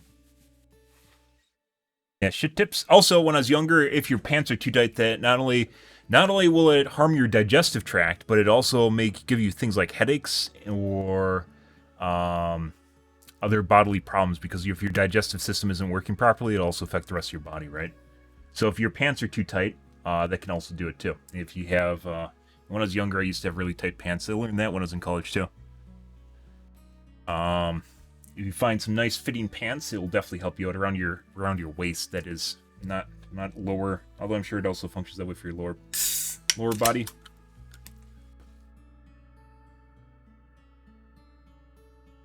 But yeah, if your pants are too tight, it can actually give you a headache. I don't know if you guys knew that. Interesting things, right? Mm-hmm. Okay. Let's actually play some dibs. We got started late tonight, guys. We got to get into the dibs. Alrighty. Mm-hmm.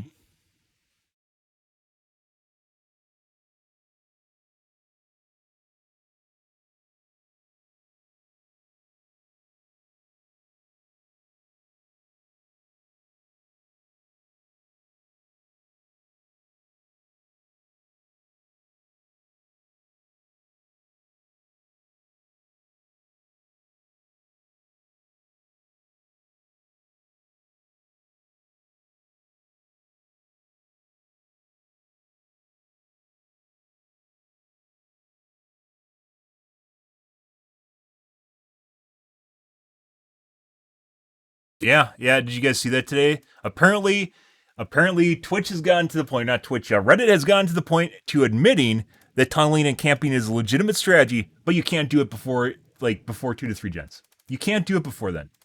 You're supposed to know how good the survivors are before 2 to 3 gens, and then not tunnel and camp until it's too late. Darn. Got me good. Meanwhile, survivors are doing everything in their power to try and win, but I can't. I am literally handcuffed up until that point where I can't try until I'm allowed to try based on survivors. I see. By the way, tunneling and camping is not new. Once again, I'm just one of the people that made it not only look good, but also have done it much better than everyone else. Yeah, I see. I guess I'll just wait for 2 to 3 gens before I actually attempt to before I even attempt to try to play the game. Yeah, and then hopefully I'll be able to find the people with the lowest number of hooks, remember who they are because the game doesn't tell me, and then manage to tunnel them out of the game all before the gens pop and they get out. I see. It's like literally a fucking book written by people that have never played a high MMR before. I have no fucking idea what they're talking about.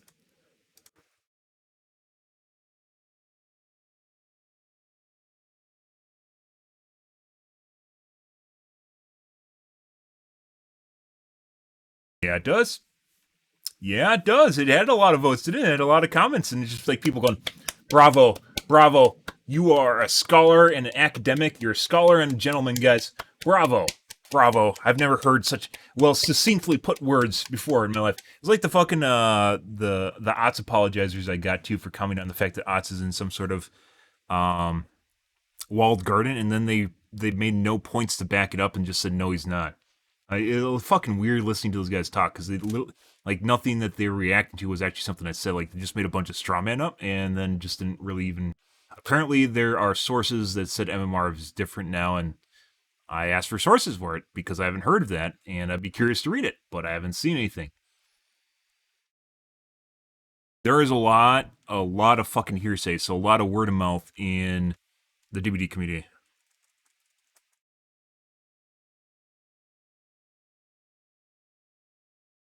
Meaning people just take for granted what a big streamer says, and they're just like, they don't even try to look for sources for it. The source from last year for the MMR leak was something Scott Jen made a video on where he actually had an interview with one of the guys, so I believe that. However, the other stuff that just happened, I have not seen a source on. So I'd be curious to see what that source is. You know. Oh, what am I doing, guys?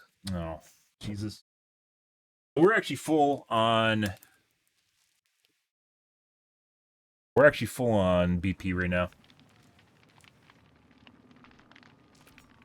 Yep. And so we're down to 43 ink ribbons. Once again, I think it's only the purples that are getting hit hard. 43 ink ribbons, 140 tongues. I'll just make a list here. We're going to dump 2 million in, and we've been using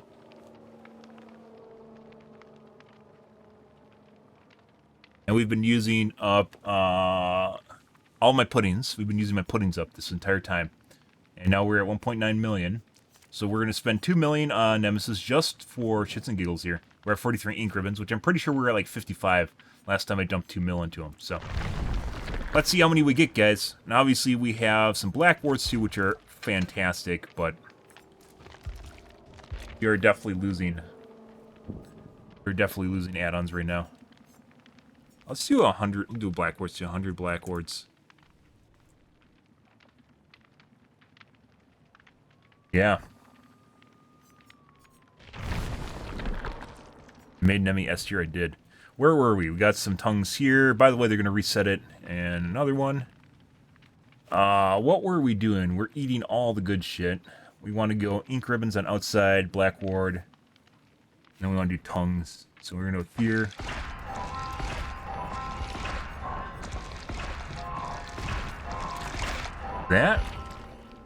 That's everything. Good. Pretty meaty blood web, but once again, it's level 49 blood web, so we don't get these again. We got 1 ink ribbon, 1 blackboard, bracelet.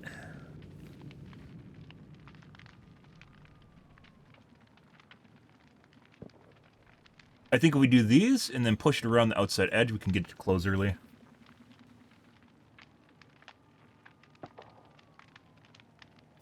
Depends on where it spawns.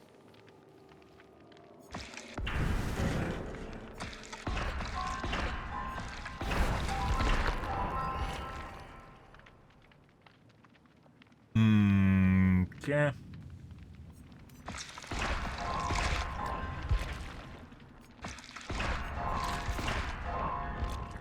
Close. There it goes.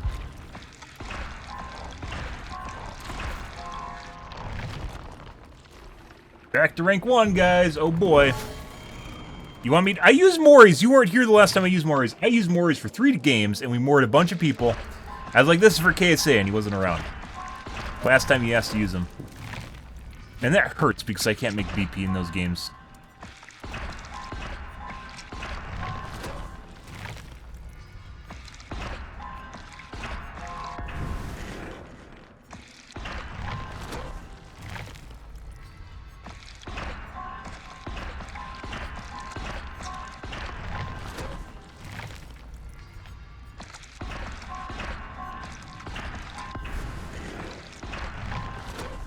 This is obnoxious.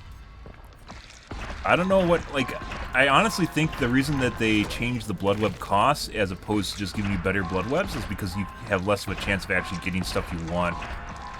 Like, this is literally just to fuck with you.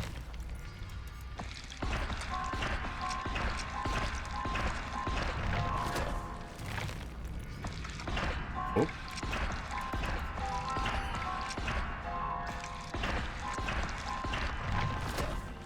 Like, you don't need to see how this works over and over and over again. I potentially could have... I think we're good. There we go. Pushed it into the purple instead. When was it? This is the last time you asked for you asked for Mori's. I used it. Used it for 3 games. I moored people. And you weren't here telling chat about it. It's for KSA and it's not here. You spent all your points on it. You spent all your points on me using a Mori. And you weren't here for it. Maybe I should add that for a list of things that you can actually request is add a Mori. Points. I don't want to do killer requests, but...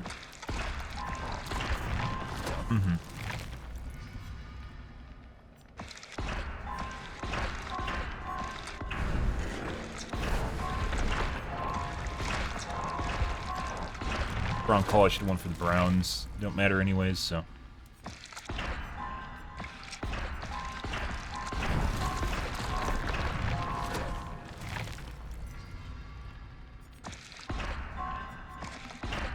Still can't cut off the entity, guys. Basically nothing we can do here. Trapper with no add-ons. Pain. Just pain. Hey, look, guys, I'm a mouse 1 killer. I'm literally turned into a mouse 1 killer when we play against cheaters as Nemesis, so...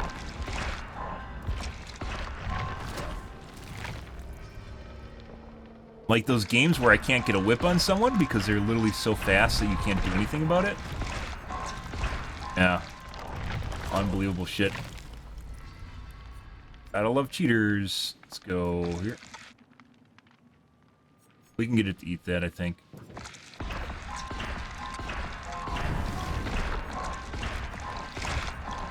Goes. Oh, I got a Tinder match. By the way, I live in, like, kind of the middle of nowhere. Wisconsin has what I call a fat belt. My brother agrees with me. There's just, like, this belt around Wisconsin that is just people that are insanely obese. It's through the entire Midwest. Along, like, it's like a latitude across the U.S. That is an escort or a scammer.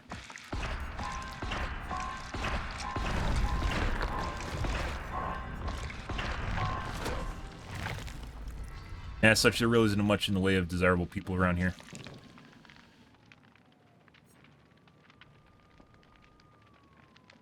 And by desirable, I just mean not obese.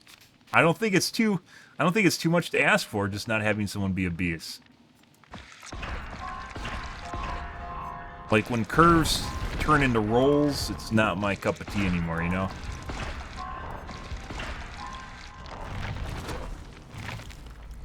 It's like I'm kind of welcoming of people that look all different sorts of ways. But yeah, people that are morbidly obese. Gee. I can make it. Nope.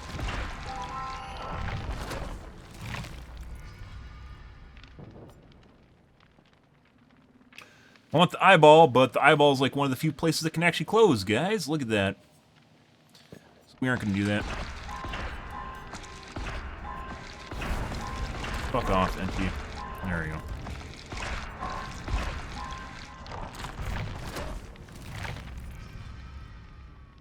Eyeballs again.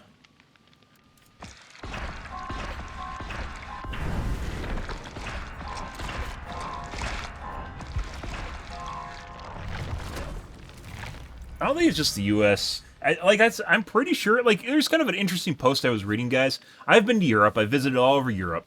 And one of the kind of interesting things is, well, in some places, they have all different sorts of diets that generally are something you shouldn't eat in the U.S. Like in Switzerland, for instance, they eat a shitload of chocolate, and they eat a boatload of cheese, right? But they're relatively healthy. And while some of them are very active, there are plenty of people that are relatively sedentary, meaning they don't really do much of anything, right? And there's a lot of people who are like, hey, the U.S. diet just really sucks. But comparatively, we eat very, very similar things. Or just people in Europe are more active, right? Not the diet. People in Europe are more active. And then, like, when you look at the foods that we eat, they're relatively similar. It really makes you wonder if maybe there's just stuff in our food. Because if you guys don't know, the U.S. has different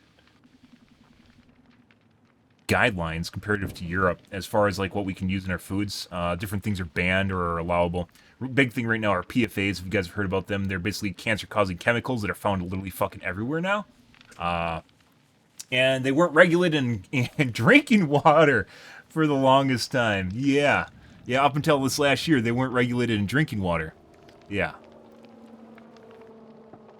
Even though they can't produce them anymore, they're chemicals. They call them forever chemicals. They just literally stick around forever. Yeah. It really makes me wonder if, like, we have certain food additives or something that are just ruining everything around us. Yeah. But I don't know. I think there's something in our diets or something. Like, I talked about the 5G earlier. I don't know if you're here for that. Talking about just, like, stuff frying people's brains. It really feels like there's some sort of common denominator that people are just looking over that's screwing everyone.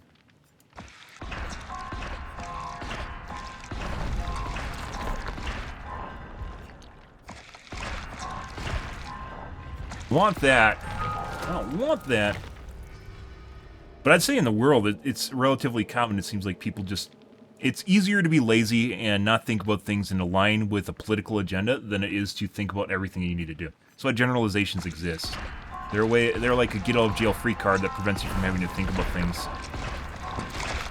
You entity. Want all these? It's gonna fuck up the blood web, that's fine.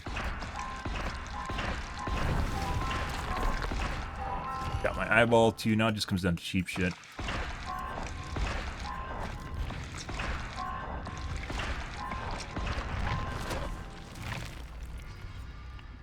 You want the puddings! Even though BP's shit. You...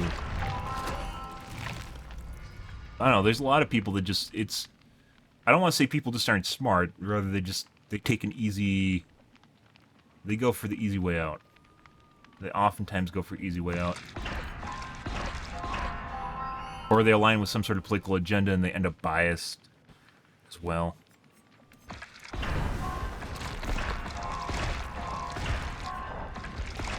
Oh no, the entity ate some stuff. Darn. Because if you aren't on one side, you're on the other side, right? I want the eyeball, but that's going to fuck up the side. We're going to get it to close it. Gonna do it? No, it didn't. Fair. The last hop gets me. We need the ink ribbons no matter what.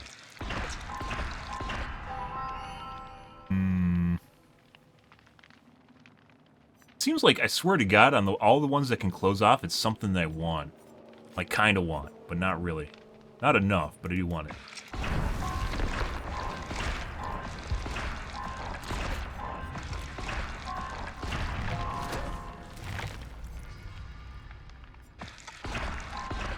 Pudding, we do want the liquor tongue. We can get it to spawn down here, that would be perfect. There you go. Go get him, Tiger. Oh, yeah. There's a brown there I didn't notice. We can close bottom area. Let's do that.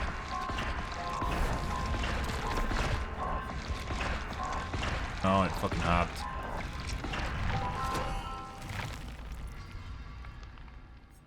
Black hand, definitely want that. I think this is our first black hand, too. We're down 800,000. That's our first blackboard. Christ.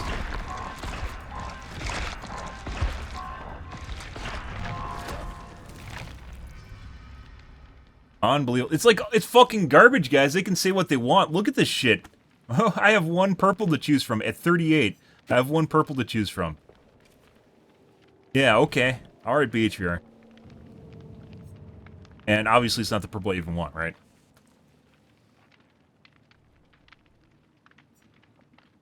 Let's see if we can get to close over there.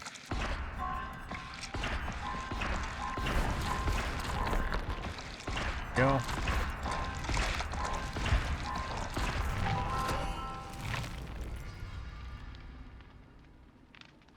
It's a good question. I don't know how you'd quantify that.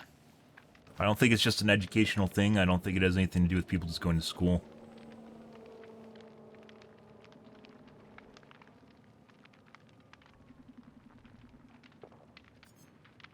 Oh, we're in Dead by Daylight, aren't we? I didn't change categories.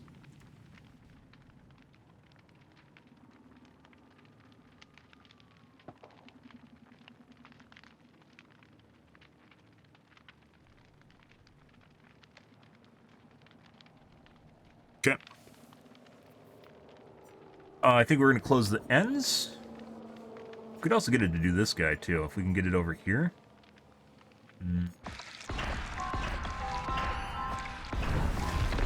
There we go. There we go, buddy.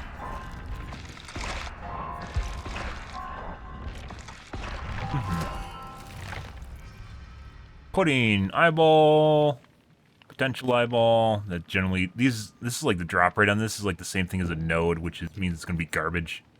This is 100%, guys. The blood web is 150% rigged. It is 150% rigged. If we can get to go around the bottom here to close this off, I think it will work too. Because I do want the top area.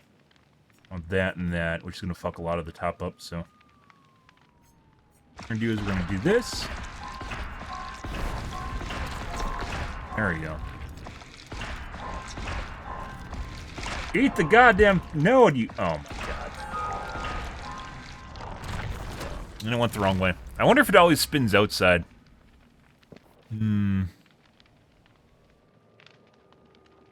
Only one place it can close is here. And then it just comes down to cheap shit, so... Fuck off. Oh, my God.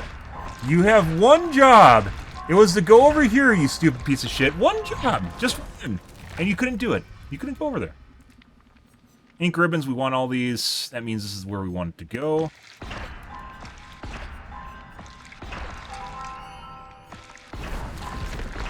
Wrong side. Oh, stop that. There we go. It's gonna hop now. Should have seeded the other side too, and I didn't. Bunch of purples that we don't need. Good. I think we want it to come over here and close this side. That might take too many hops, though. Like, once again, if it goes bam, bam, instead of going to here.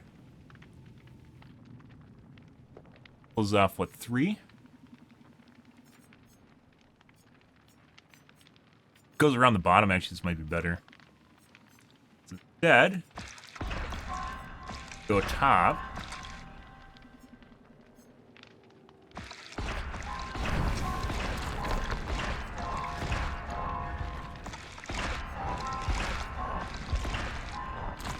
Place, I went the wrong spot.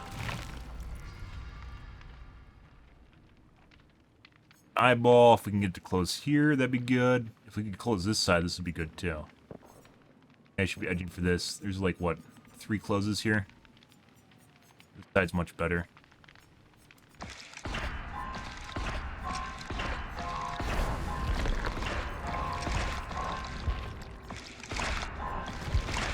Beautiful. Okay.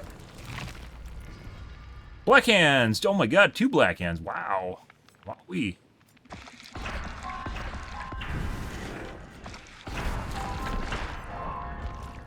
So fine.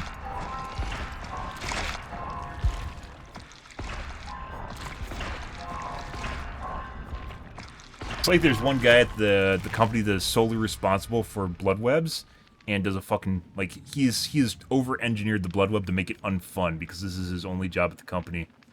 It's like his only thing he knows how to do. Best close, it looks like here. Closes 1. Pushing into here is going to be a problem, though.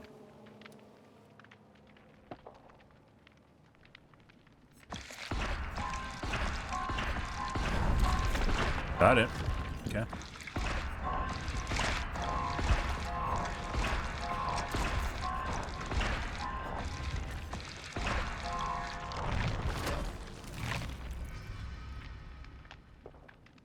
We want the pudding immediately.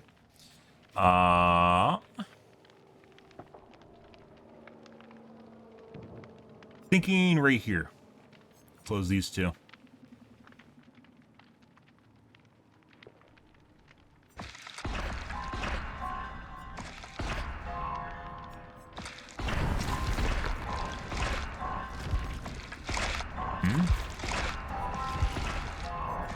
Lots of really expensive add-ons that I don't want. Good.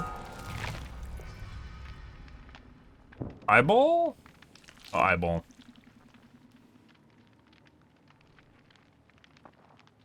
Link anywhere. We want it right here, even though it's going to take an eyeball. Once again, we're at level 48, guys, and literally almost nothing I want.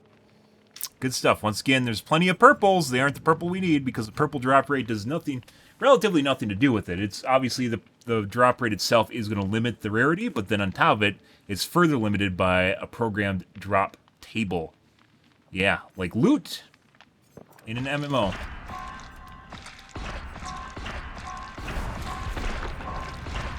Fucking rigged. Good for them.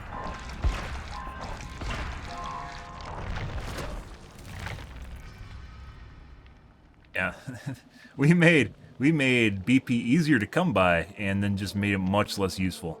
Got a pudding again. Got eyeballs.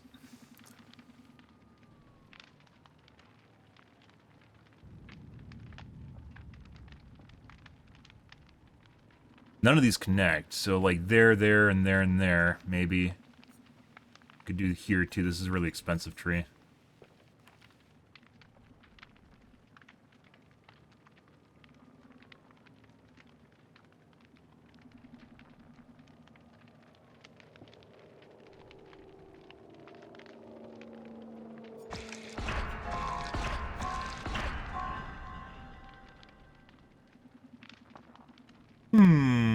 Yeah, I think we want to get rid of that. It's fine too. Let's go nom the browns here. Don't. There it goes. Ink ribbons, we want those. Bracelets, we want those too, but not as much. Because they're yellows, and we have to go through boatloads of yellows. We're going to tear apart our web, that's fine. That's what we're here for.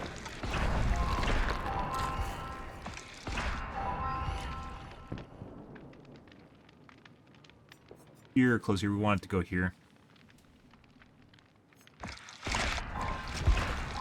No. No. Go where you're told, entity. It didn't. Hey, look, guys, back to 17. Or back to rank 1, excuse me. Wow.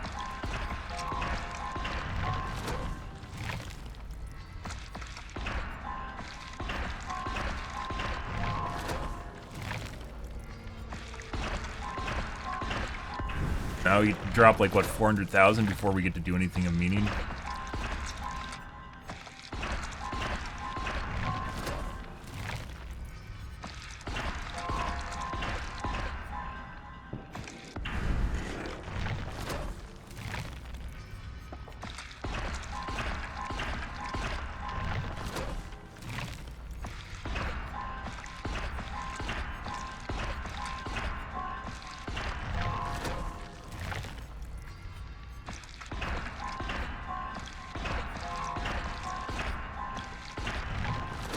Dropped a bunch of points, guys. It doesn't matter. Oh, maybe that does.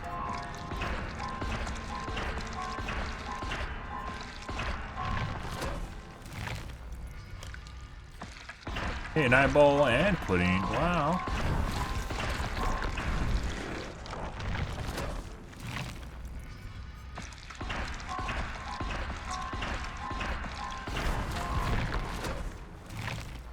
Buy the cheap shit. We want the black hand.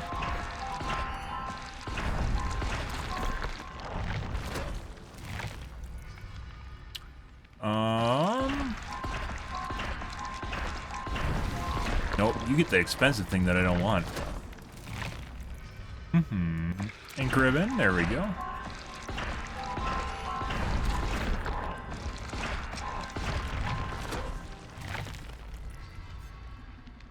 And we can close here. That's best bet.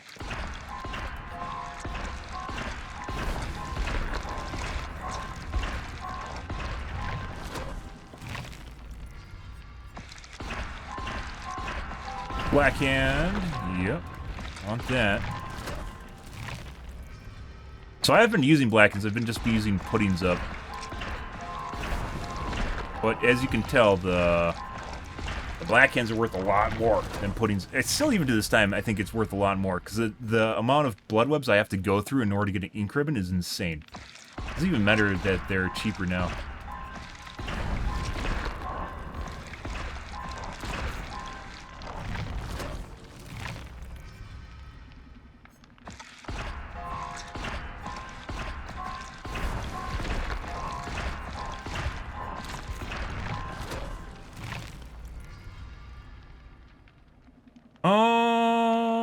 Well, we can't push it through both the bottom areas. We want it down here. No ink ribbon, guys. There we go.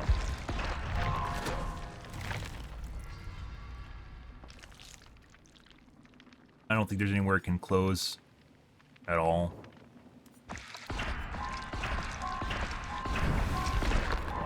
Oh, take the green shit. Take the expensive stuff, guys. Eyeballs. One close.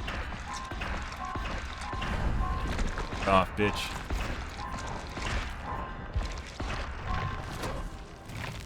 Entity, you are my bitch, man. Eat the stuff I won't want. That is your job. I want both these, I guess.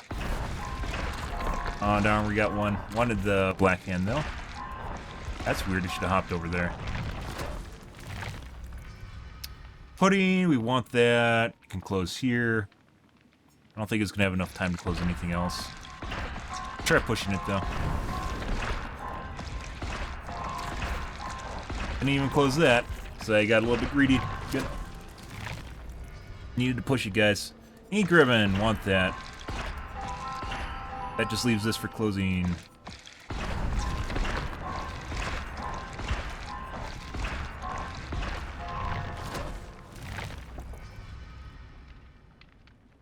Nothing. There's nowhere to close here, guys. It's literally just get as cheap as you can.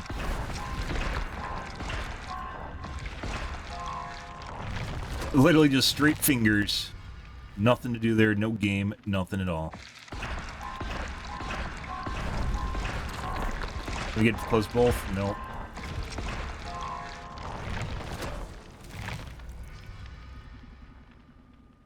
Close here? I don't think so, though. Might be able to close more than one. We'll see.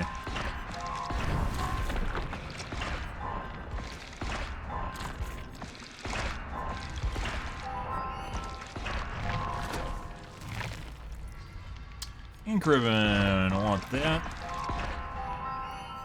Be able to close that. Take this out, though.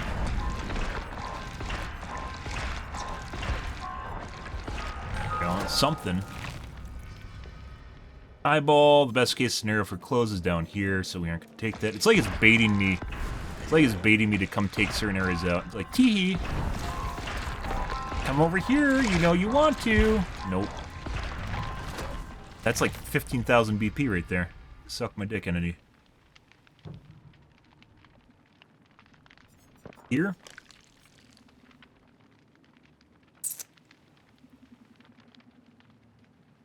Barely.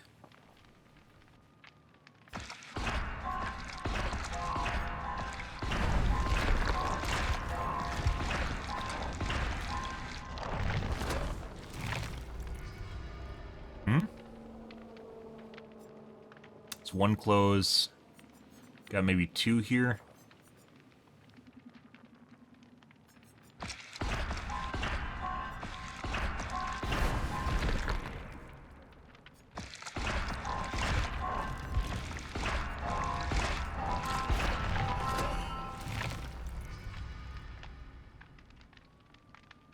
Blackhand, want that immediately. I don't think it's gonna close. Maybe both these edges. Other than that, I don't think.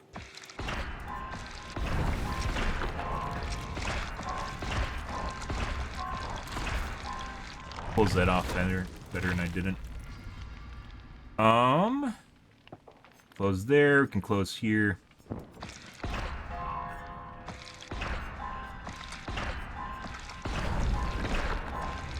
I don't know if that's going to do it. Who the fuck did that? Pretty sure it would have hopped, though. Eyeballs. Right here. Close here. Best close is here. Potentially could go bam, bam, bam over here. Best down there.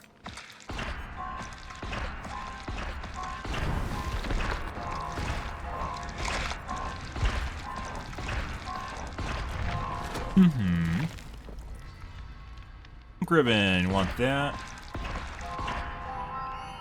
Get over there.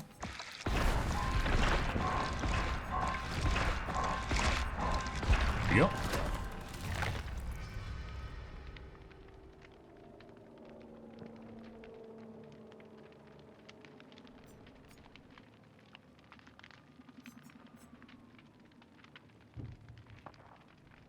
This, either way, it seems like it's going to close 3, and these are higher value closes over here. This is pretty expensive.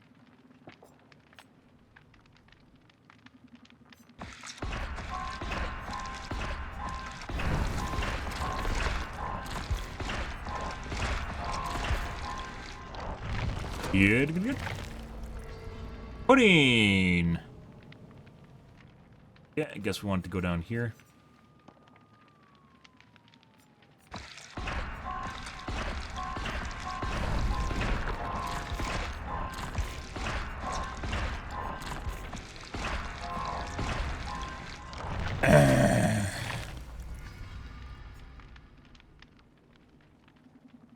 Here.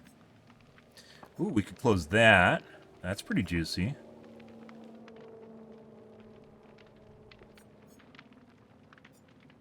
Mm-hmm.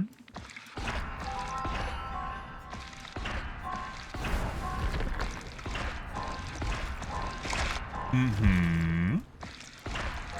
Gonna jump, yep.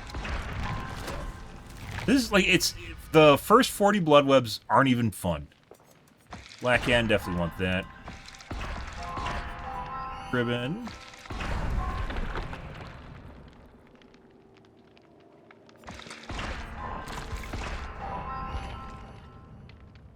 Can't get it to close there. It's kind of a chaser gift, I guess. Where I wanted to. No, that's gonna hop anyways. Not gonna close that. Black Hand, want that. See, close that. Good.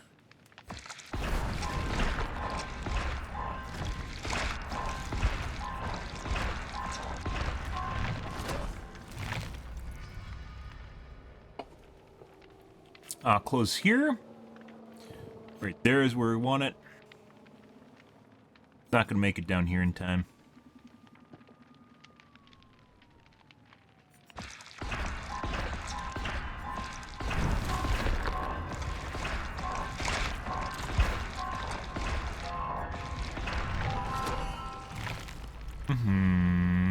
Ink ribbon. Oh, we're out of BP, guys. Darn, let's see. 2 million blood points, guys. What did we end up with?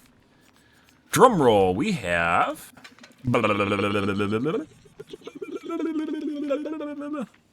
43 to 64. So we gained 21 ink ribbons. Once again, we spent 2 million BP. 21 ink ribbons. We got 28 liquor tongues.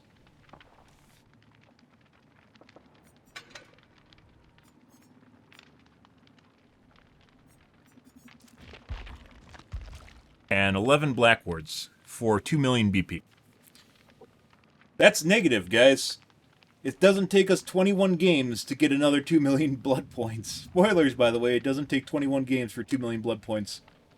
And it doesn't take 30 games. What is it, like 70? 60 games? A lot. So we get, what, 30,000 BP per game, maybe a little bit more than that. We get like 25,000, so we get 50,000 BP per game because I'm using puddings. That means 2 million blood points would be 40 games. So we're still negative. We're negative by about 10 add-ons. I didn't even count the eyeballs either. Or the yellow bracelets. So we're still negative. We're negative by about 25%. And that's with using pudding.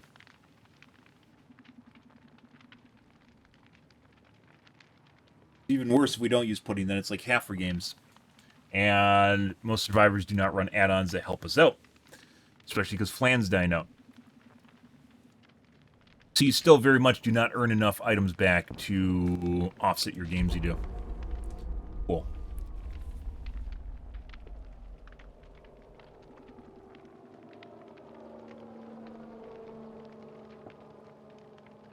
Also, it was a huge waste of time and it wasn't fun, putting that aside. And we went for basically every single ink ribbon, if I recall. Yeah. We definitely got every ink ribbon. We got a lot of the eyeballs that were there, but not all of them. Liquor tongues, not so much. Why am I running this as eyeballs?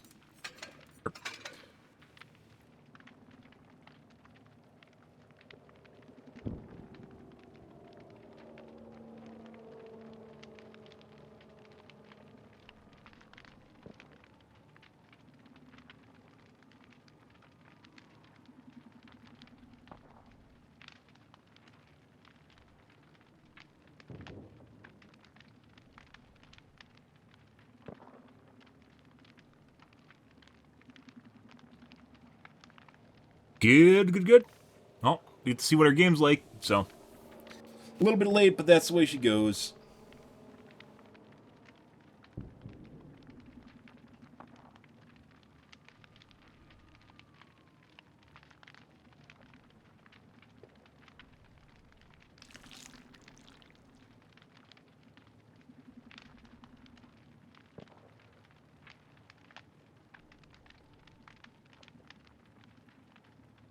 I see.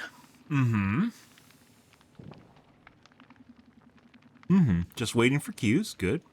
Good time, guys. Good time. Hope this was good for you guys, too. It used to be like I actually used to kind of enjoy doing blood webs because there's ways you could game it, right? And you can't do that anymore because 40 levels of it is just literally garbage. Absolutely garbage. Nothing you can do. Ah, hey, look. We have same level 76 from yesterday that I beat with the cheat lobby. Next game. Okay. Yep. Can't make this shit up. That was a cheat lobby from yesterday we beat. 4Kid. After I didn't go after two of them and went after the basically the easier players. Dodging that. I think that was our last game yesterday or second to last game yesterday. Oh, we didn't do uploads today, did we? Oh no.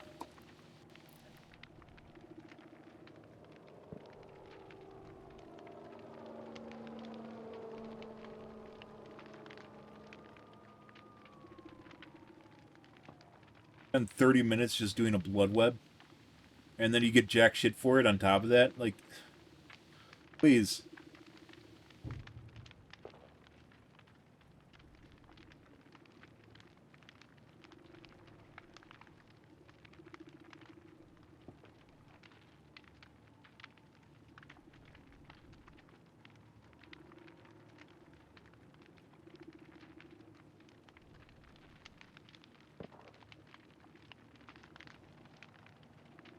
Wait, I said 40 games to get to 2 mil? It's not that much.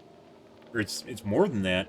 If I'm making 50,000 per game, that makes it 2 games to get to 100,000? No, it is 40, okay. 20 to get to 1 mil.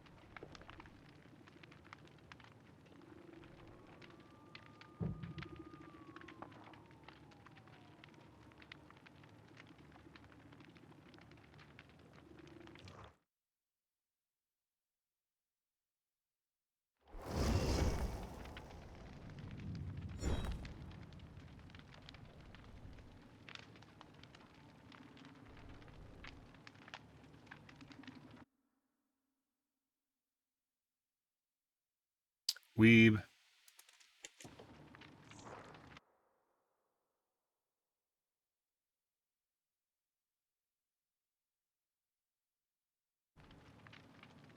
Bobby just left. I think we're gonna dodge.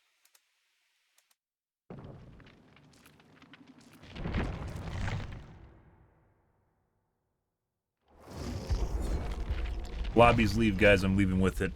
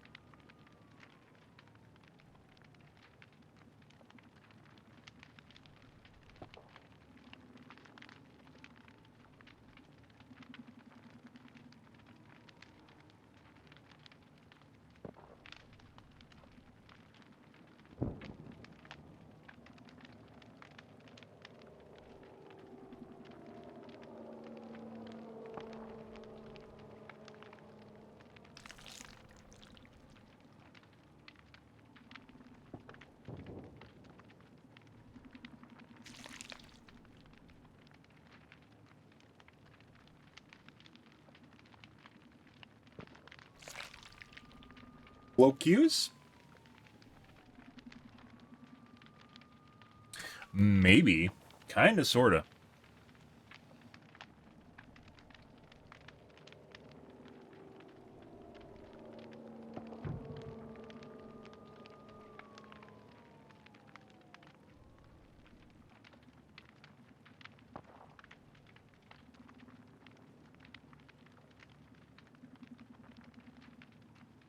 Play a game tonight, guys. I assure you, maybe.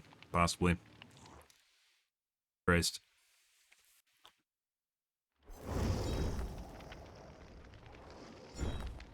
And fucking anonymous profile. For the love of God.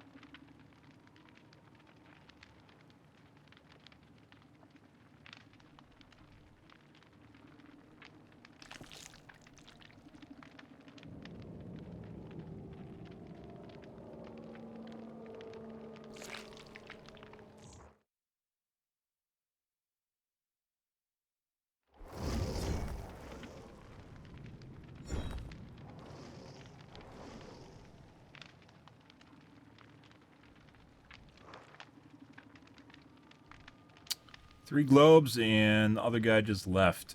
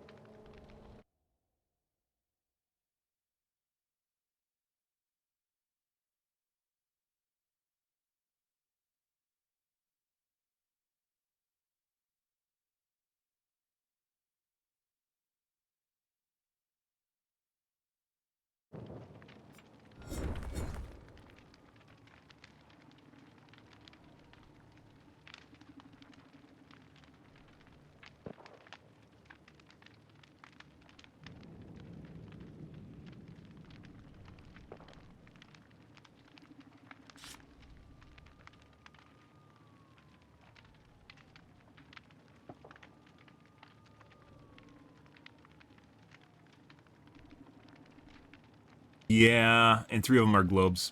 I was actually debating on leaving, but we won't. This might be like Ultra Sweat night, so we might like Ultra Strict MMR night. So it seems like our game queues are incredibly slow. That's luck. I'm off for our first game, guys.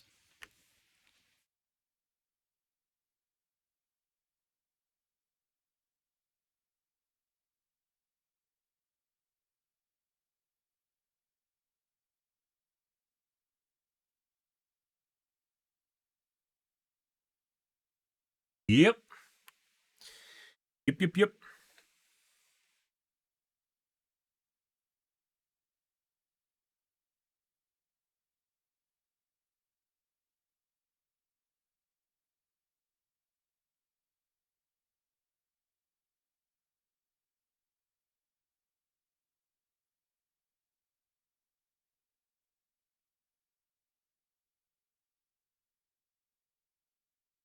And fast load for 3 globes, but I guess, you know, they're probably on just new, really new consoles. By the way, apparently the PS5 is still very hard to come by, which is fucking weird considering it's been out for 2 years.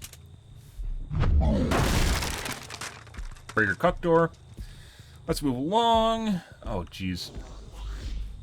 First game of the night usually doesn't happen at 2 a.m. for me.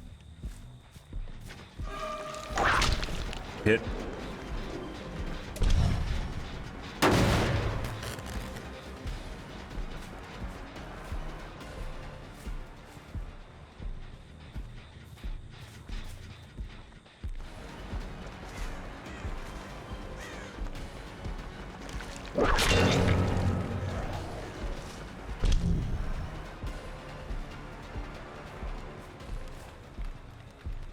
Back? Of course it did. I don't know why she keeps running at me. Whip on her didn't hit in the first place, so we aren't going to chase her.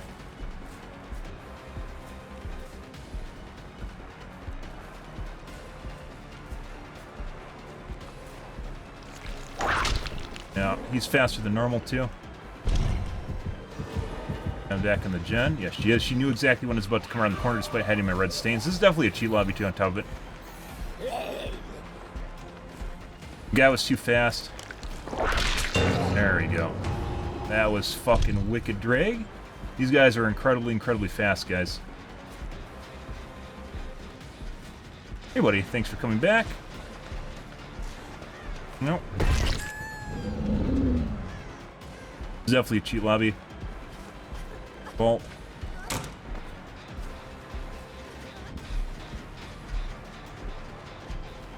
W Keen.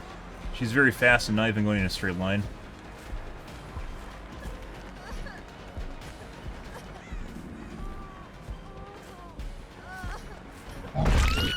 Yeah.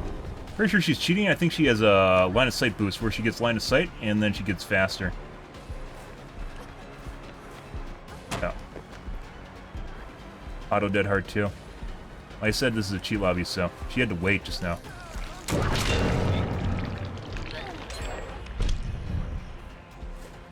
Definitely a cheat lobby, guys. I think we're gonna keep trying to head her off. We're gonna go KD now. We're gonna keep trying to head her off and then rotate around the opposite side, because if she's using something where she gets speed around line of sight, we'll just try to maintain line of sight on her all the time so she can't get a speed boost. Even though it's less efficient. Definitely a cheat lobby for sure. We'll see how well it works though. There's definitely some sort of fuckery with holding line of sight on someone.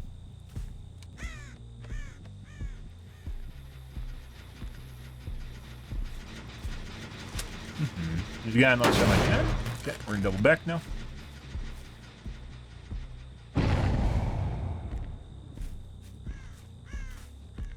Get him out of the right away.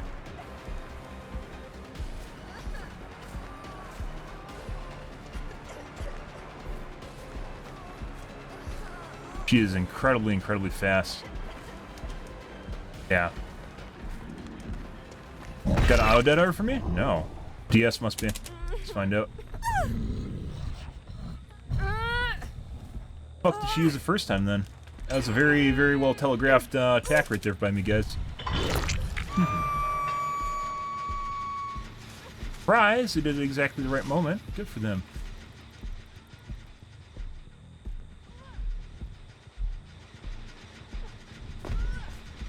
Time to burn.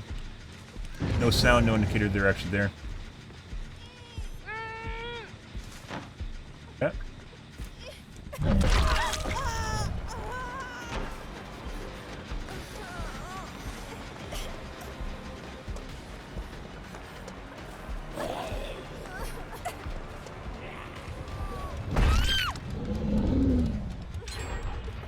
Right. Bye, my dude. Time for you to go bye-bye. Bye-bye. Right. That gen over there kind of sucks, is in a bad spot, but we have to maintain the 3 gen or something like 3 gen.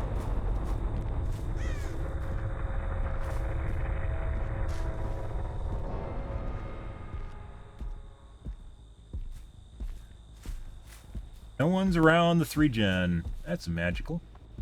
They're trying to get me on the same guy. This guy knows using a speed hack. There we go. I was actually going to hit him just now.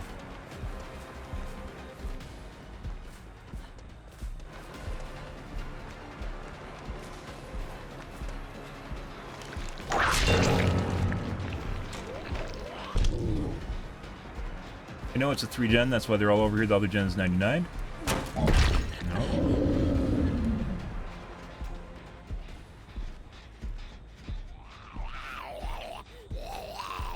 Lots and lots of distance here. Weird. Oh. Be overcome, right?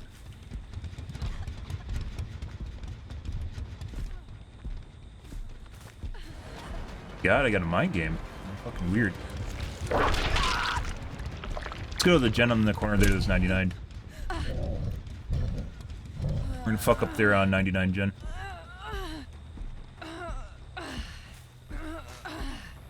Wasn't.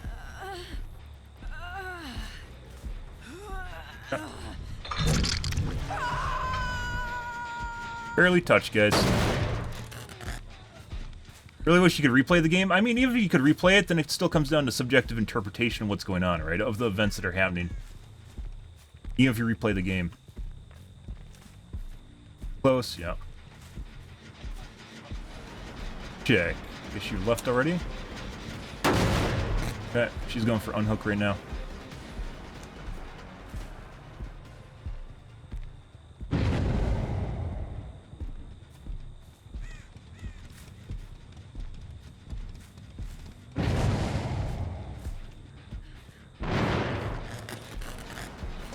I mean, she touched the gen, so. Okay.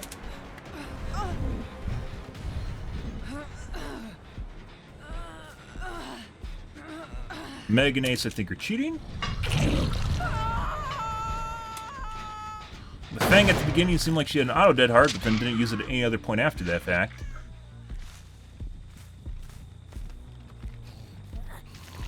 Reset that guy. Seems like he bugs out.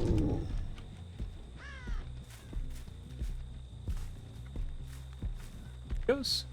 Good farm, Meg.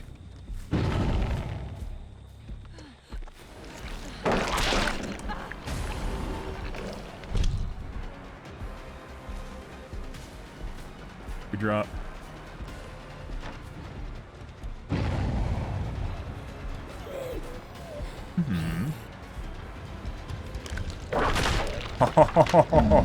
Oh, that was a needle thread. Uh-huh.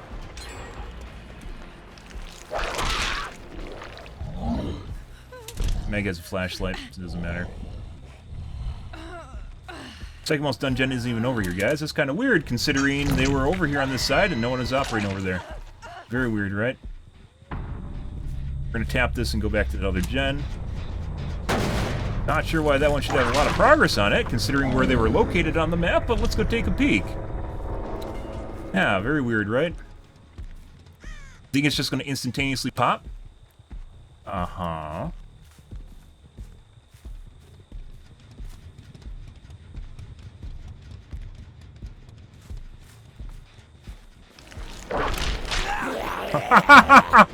Oh, that speed hack just about got you, my dude. Oh, that is beautiful. Yeah, nice speed hacks, dude. Oh. You might be on the other gen. We gotta tap this one, though. Probably on the gen across the map. He almost flew into the zombie because of his speed hack. Hilarious. There's the other guy. Something. Something. There she is. Buddy.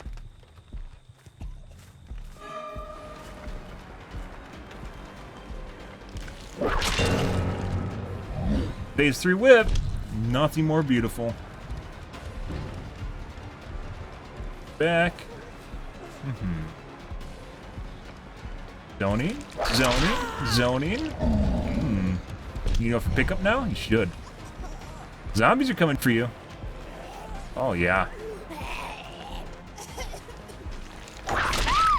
Oh. And we know he doesn't have Unbreakable, so we'll go for Meg first.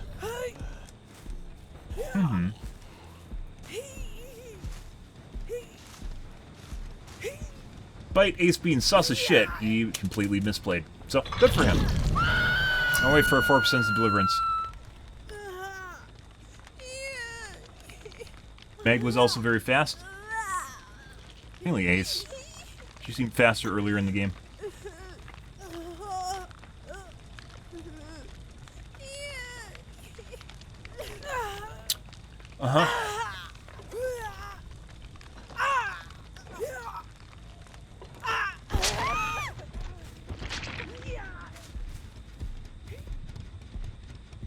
Ace-chan. Jack. Oh, you did. We're gonna wait for Meg to die first before I pick you up.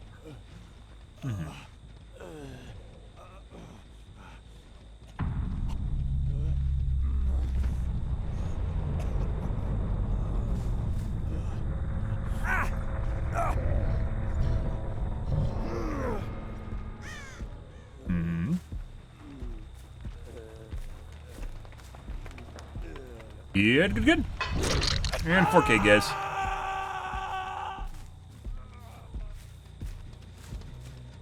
Yeah. Hatch off. This isn't a kill shack spawn, but hatch will oftentimes spawn near the kill shack on the sides, but they're inside. It spawned inside for a little bit, and I think they changed it again.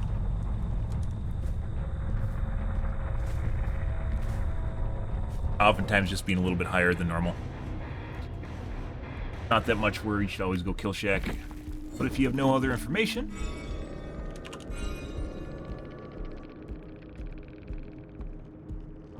look at the Ace. That's not Ace, Meg.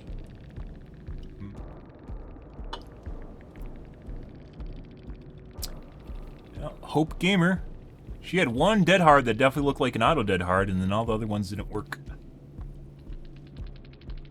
Here, use it again. Did have overcome. Yeah.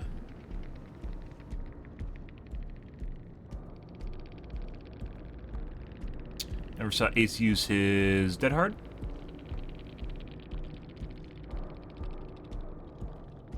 Meg kept trying to run in front to get me on her.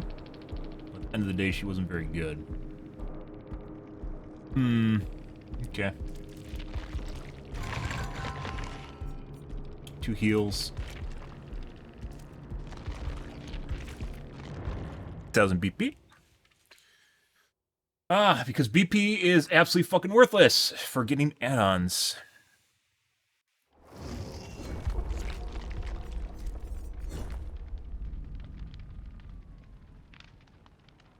Okay.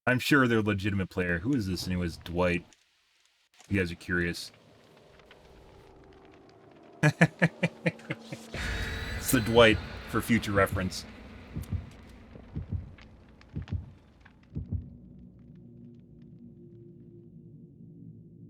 Ah, Smurf or cheater. More than likely, but we'll assume. Double petrified oak, so it's a pre-made. Trying to split hooks, which either means they have a Sabo build, or there's going to be other shenanigans going on here. I think only one petrified oak works, though. You can't spread them farther than that. It just doesn't do anything. Yeah, I'm off. But yeah, they just Smurf or cheater.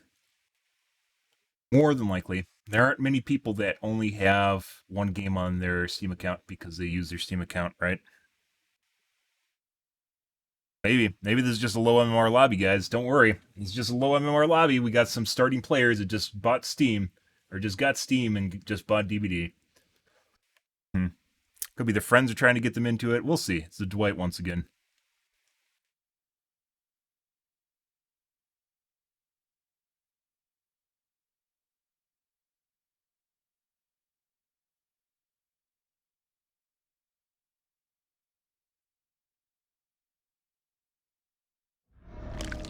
Yamako Estate.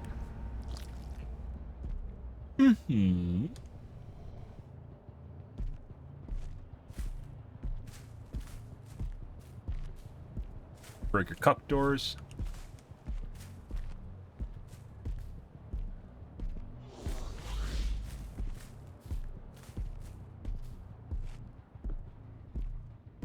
Not cup doors. Here? Yes, there is. There.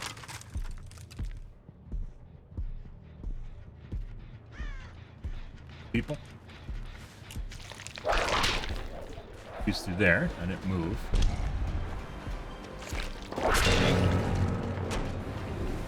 And then Ada should have came back. She did. Hey, buddy. Face it.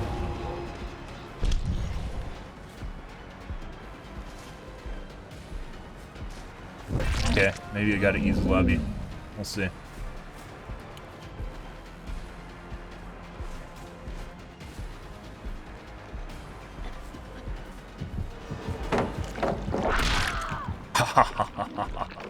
Oh, that's a beautiful whip drag if I've ever seen one. Good. Someone's fucking around with the gen over there. We will head over there and see what's going on.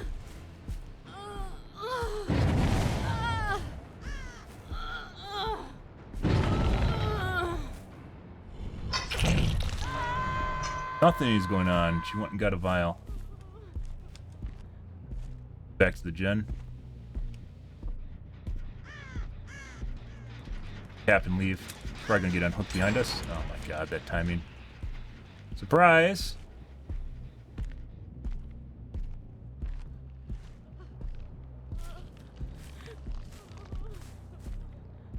Go up for you, Etta? Doesn't look that way.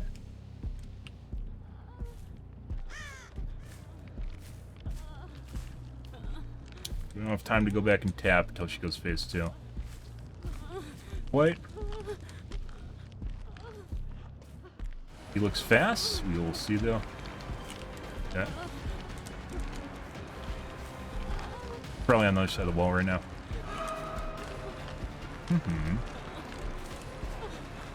He is. Yeah. And all three of them are here. Cool.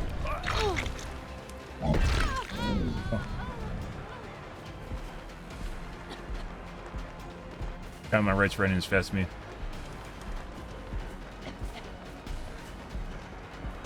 Yeah, the Dwight's cheating. He was running just as fast as I was. 100% cheating.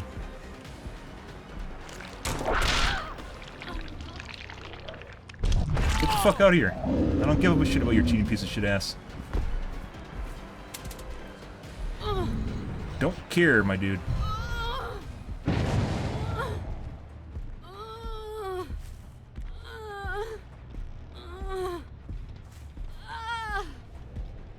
Dwight was running as fast as I was, by the way. Along my right side, if you guys are curious about that.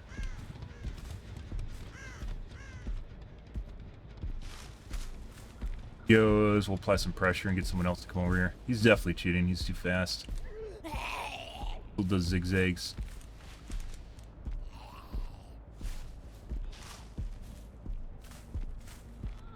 Break my zombie at the gen. Kind of looks that way. Sitting on top of the gen, broken. There, look at that.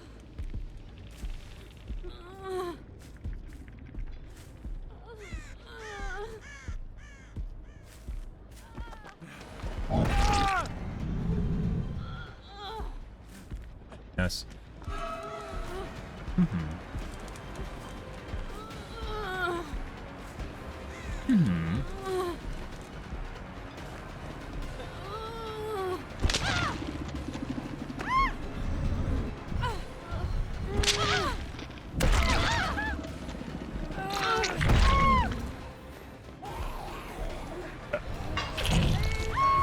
Bye. Picked up the Dwight just now.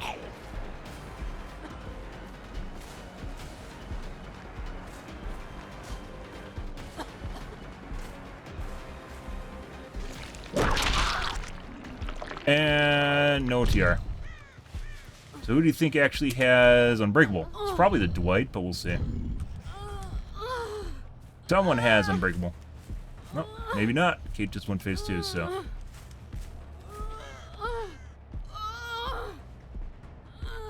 Okay. So maybe it's just a cheater and his friends, which are normal. Which are normies, guys.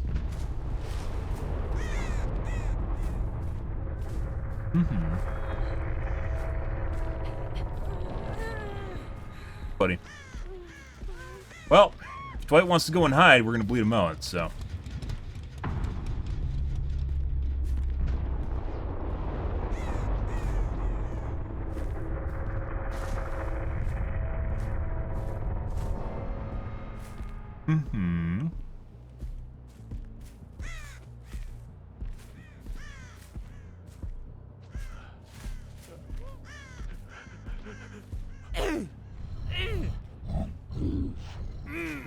Alright, let's see if you 4% your deliverances. Good, good, good. By the way, that first hook, I literally should have waited like a half a second, and she would have won phase 2. Instead of punching. I thought I had the rhythm done right, but once again, you can't depend on them anymore with no pull, so. He has cosmetics too on top of it. This is someone with one game on their Steam account, and their level 1 profile.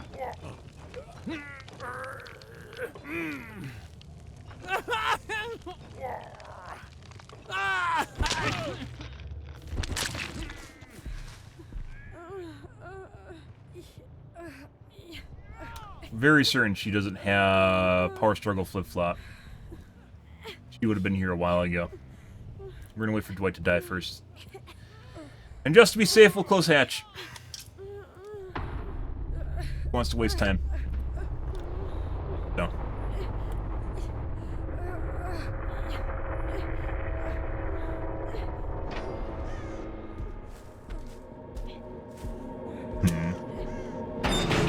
Oh no, not adrenaline. Oh jeez. Not adrenaline, guys. Is she going to the corner to go down?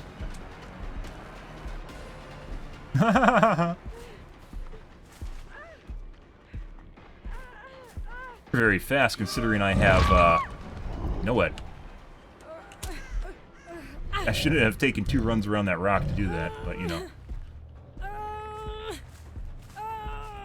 Pretty sure we're too far away from this hook. We'll see.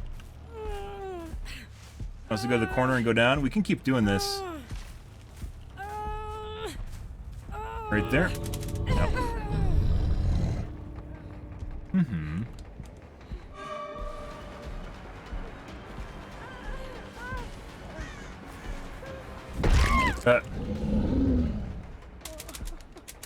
You want to be really BME if she was in the corner and you can't get her out of it, you just keep picking her up and knocking her down, picking her up and knocking her down, just to make as much time as humanly possible.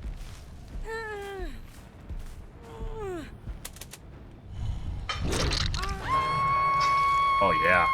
I'll give Kate. Yeah. Oh yeah. Good for her. And by the way, if we didn't know where the hatch was, or we didn't know where the slug was, and we knew where the hatch was. We just waited on it for it to bleed out. You can play around adrenaline, but we knew where she was, so it didn't matter. Mm-hmm. Good, good, good.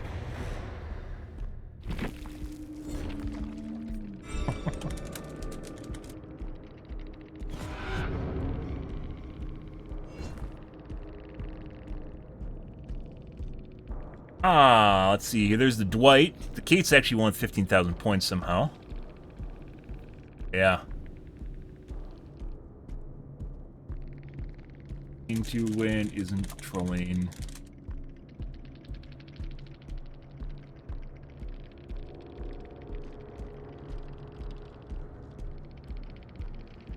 Fred.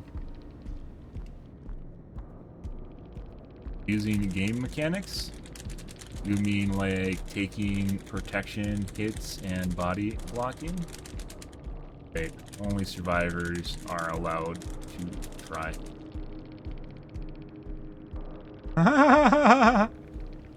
Then you should be happy with the game result because it's just a game, right?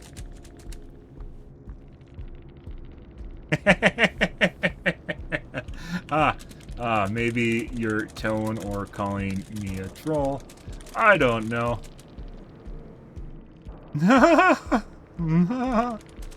Saying it's not competitive is lying if you don't actually you're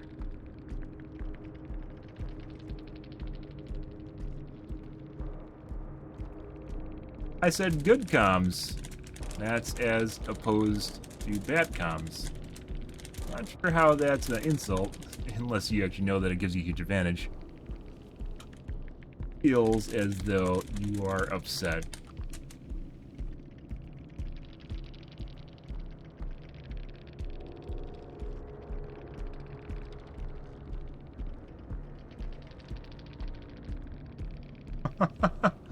Also, at the same time, setting a double standard. Survivors are allowed to try. And when a killer does foul,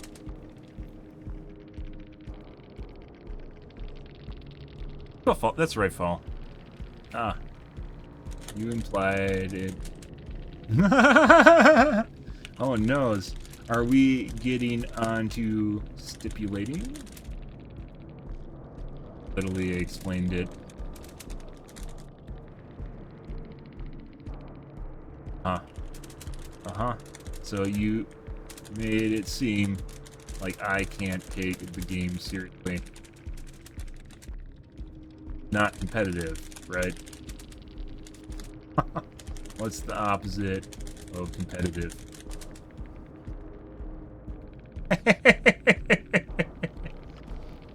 Oh, Jesus.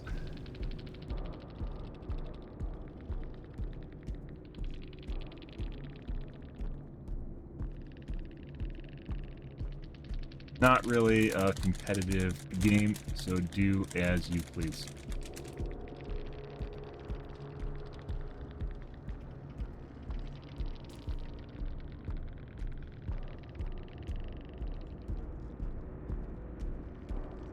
Ever as counts. Weird considering the day and age of Discord. I guess I get in a group with my friends and don't want to bullshit with them.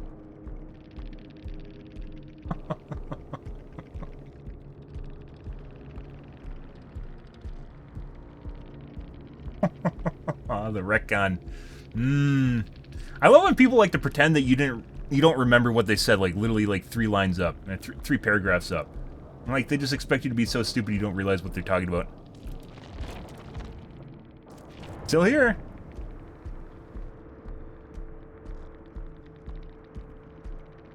Yes.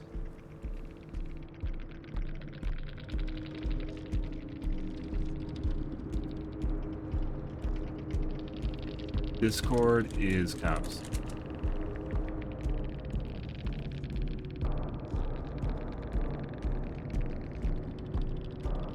Sound like no skill. Bait and proxy. Bait. Oh.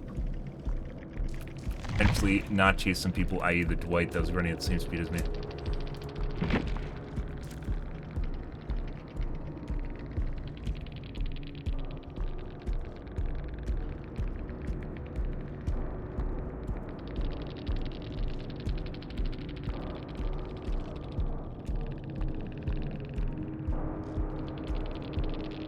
I like how they feel accomplished by arguing with you about weird little stipulations in the conversation. Like, it completely changes the fact that guy sat here for 5 minutes and argued with me because they're feeling butthurt about the game. Good for them. Dwight was definitely cheating, but he wasn't a good player, so it didn't really matter that much. Good for them.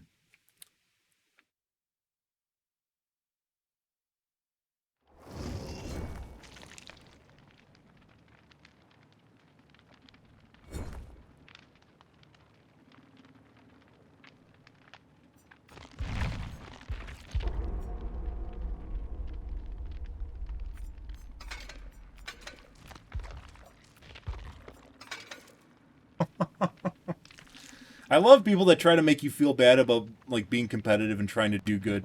That's hilarious. It's like people that make fun of people in school for trying well. Like, they're trying to do good. Don't do good, geek. Don't try to get good grades. Don't be accomplished in life. Stop it. Do what I do and just don't give a shit, man. Yeah, man. Why don't you do what I do? Fuck off. And obviously they cared about the game because they sat there for 5 minutes talking with me.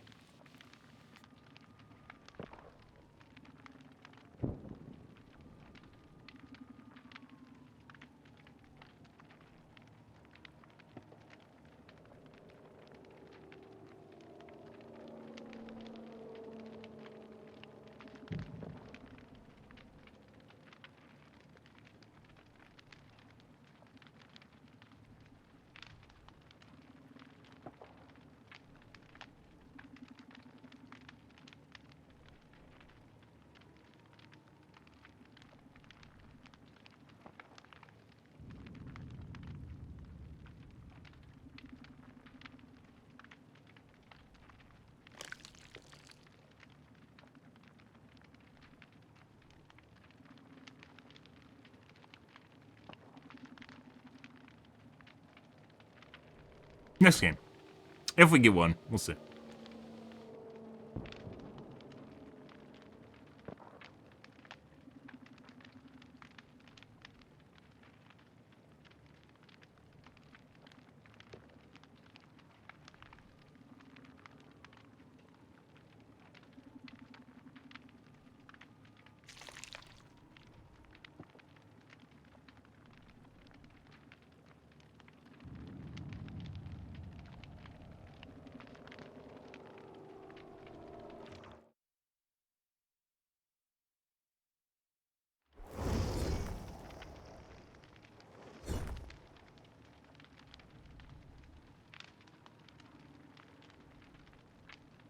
Globes.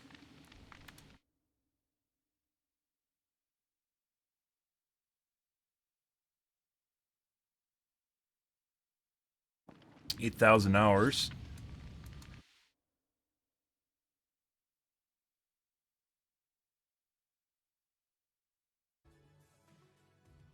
TTV.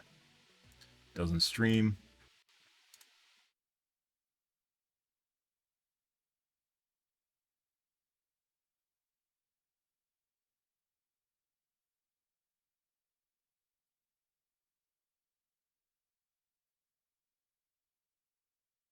Yes, it's gonna be Ultra Sweat Lobby, guys. Probably pre-made. If we see an Orman add-on, we're gonna bail.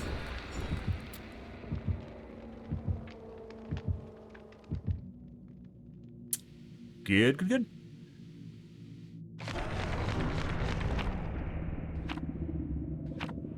RPD, huh?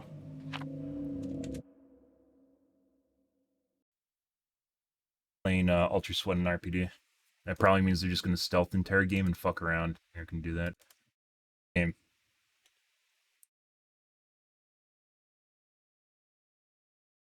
break zombies too. It's very, very easy to either lose aggro, especially considering it's pre-made. Either lose aggro, put down totems, especially with if people are cheating and they're fucking around with shadow step. Yeah, I'm not fucking doing that shit. Lose line of sight on the zombies too, and lose line of sight on the survivors. I'll play it if we run into it randomly, but against a 4-man Swift, I'm not doing that shit. That probably means they have a build against it too.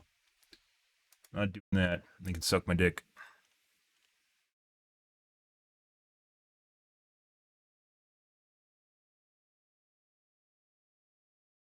I'm gonna take it right up till I saw the offering.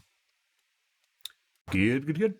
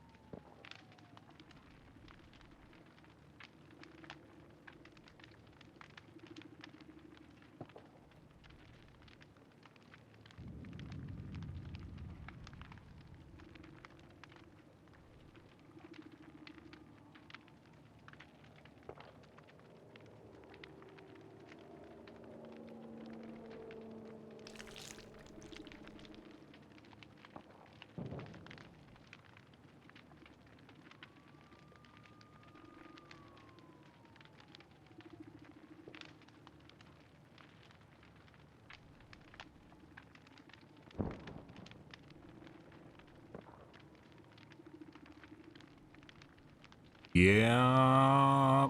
Like I said, I don't normally dodge lobbies. I didn't dodge that one based on hours, but yeah. If that guy has 8,000 hours, he's definitely there with the pre-mid and with the RPD offering.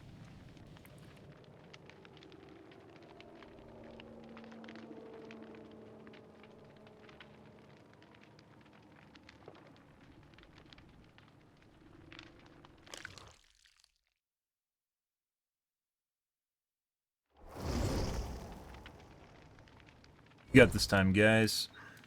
TTV. Block name.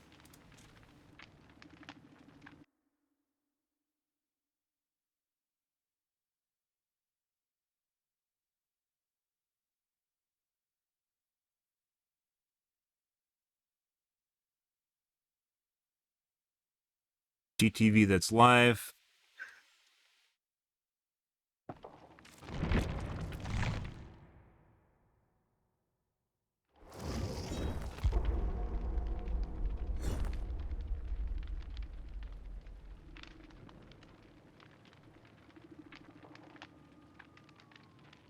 Mm-hmm.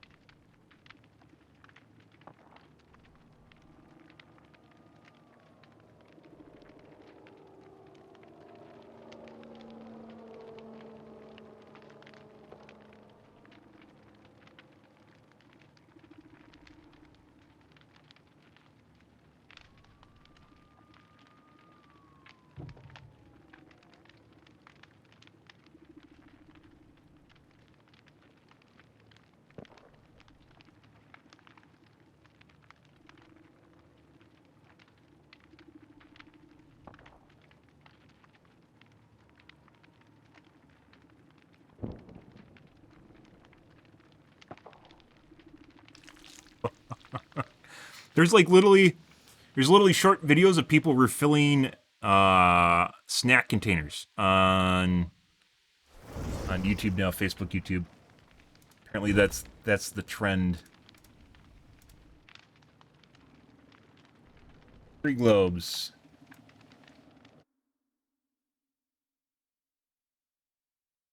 TV.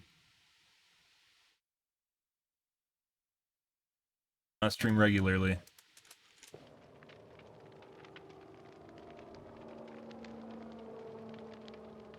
Duplicate skins.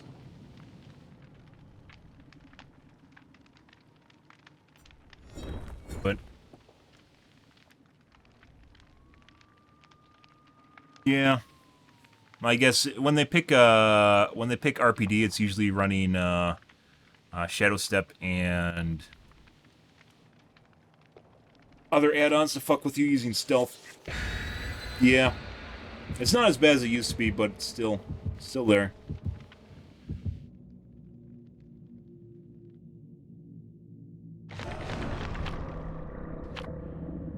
Eerie.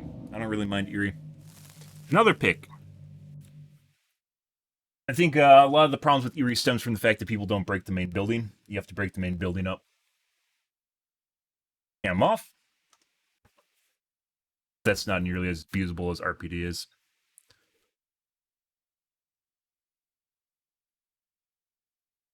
Plenty of streamers that get fucked by the cuck doors. I was watching one play Westworld or Dead Dog Saloon, and they didn't break down the main building and just got fucked by it. There's people in the game, they're like, oh, don't touch the main building, it's so horrible. And you're like, yeah, it is if you don't break the doors. That's why you take 30 seconds at the beginning of the match to do that. 45 seconds, depends where you spawn on the map. Because it fucks you if you don't. Yeah, and then you have to know which doors to break, because some are big no-nos if you do that. They don't create infinites, but it makes it take a lot longer to catch people. Eerie. Let's go break our cuck doors. See if we got a cheat lobby.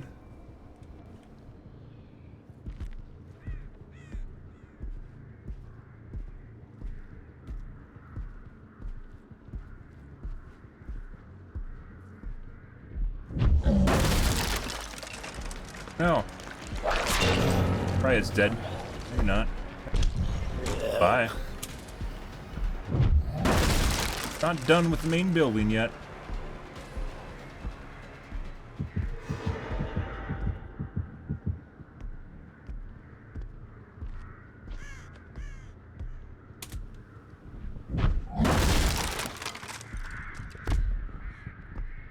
Guy behind me. Don't care. She's trying to get my attention, so. Buddy. Okay.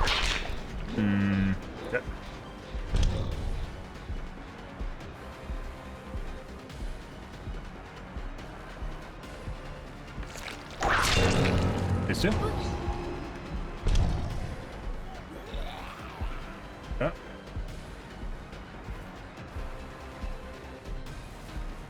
Main building's gone. I repeat, main building is gone. Over, out. Roger, roger. Can't loot main building. Evac to the kill shack. Evac to kill shack. Roger, roger. She gonna get zombied? Oh yeah, please.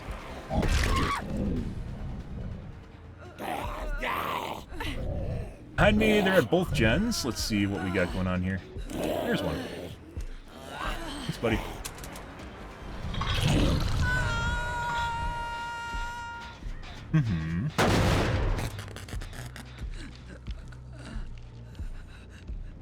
Probably a kill shack.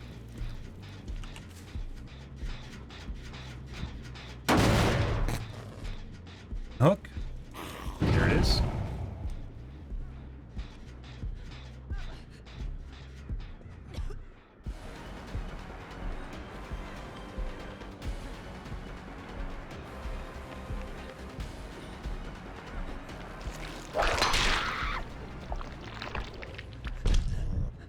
Farming, guys. DS?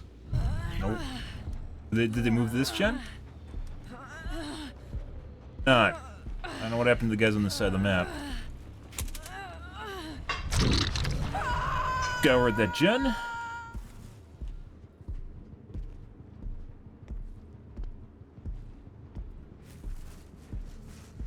Let's tap him back. They're gonna be going for unhook again.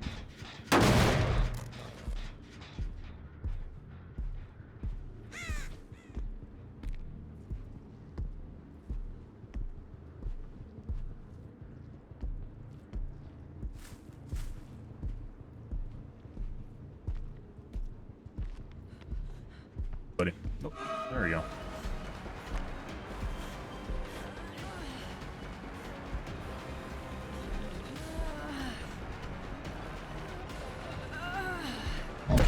Wow, super bit.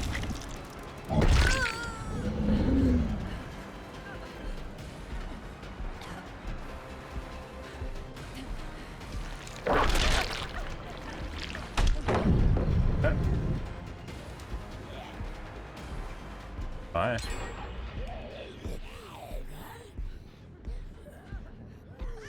The guy on my left behind me still keeping up with this other Shiva.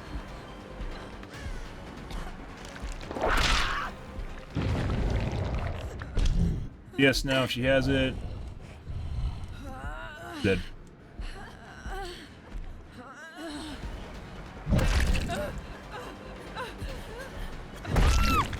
Keep going, guys. You gonna drop now? And we still killed her! Oh, that STBFL? She's not moving, so she's probably unbreakable. Yeah. Got a little bit of STBFL going on there, I think.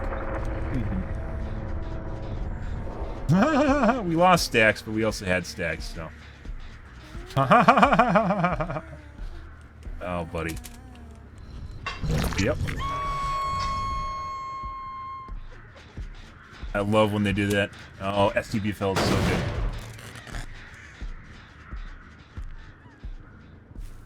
Pick up? Actually, maybe not. I think the other chick gave up. No, she didn't actually. Yeah.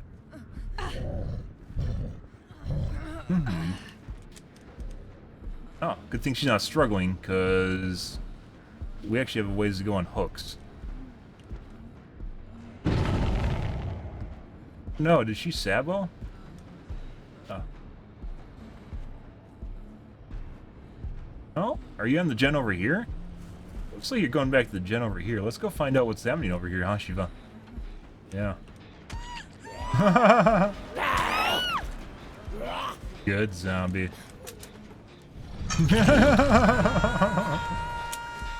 Oh, hilarious.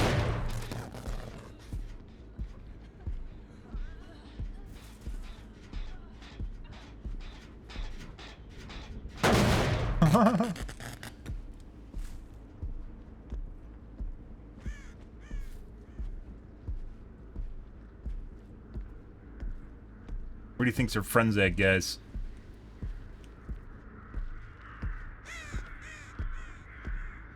You got some bleed time on Feng, too. Nothing. Pick up. We need to get a mark on Nia.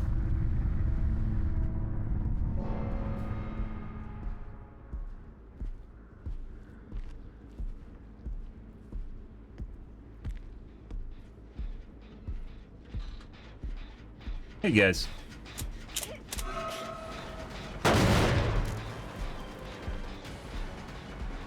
Is. I haven't seen a whole lot of you.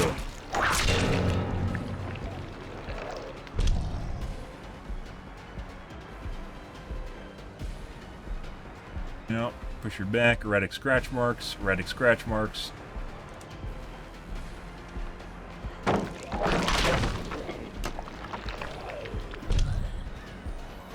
Erratic scratch marks. I feel like I should have hit. Oh, pre-drops. Oh, no. Break it. Then she gets up. It's like she forgot the guy was there. Hilarious.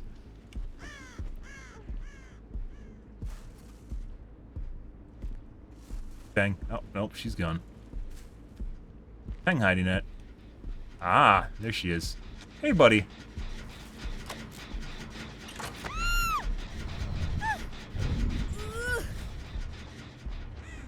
Nia might actually have Unbreakable.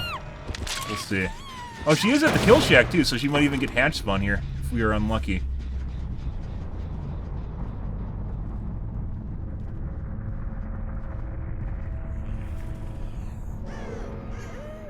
Buddy. Nope, she didn't.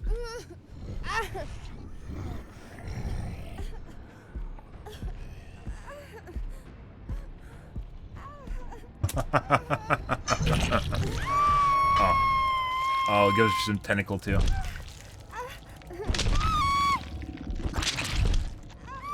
Stuck. The fuck is that? It's stuck in the corner.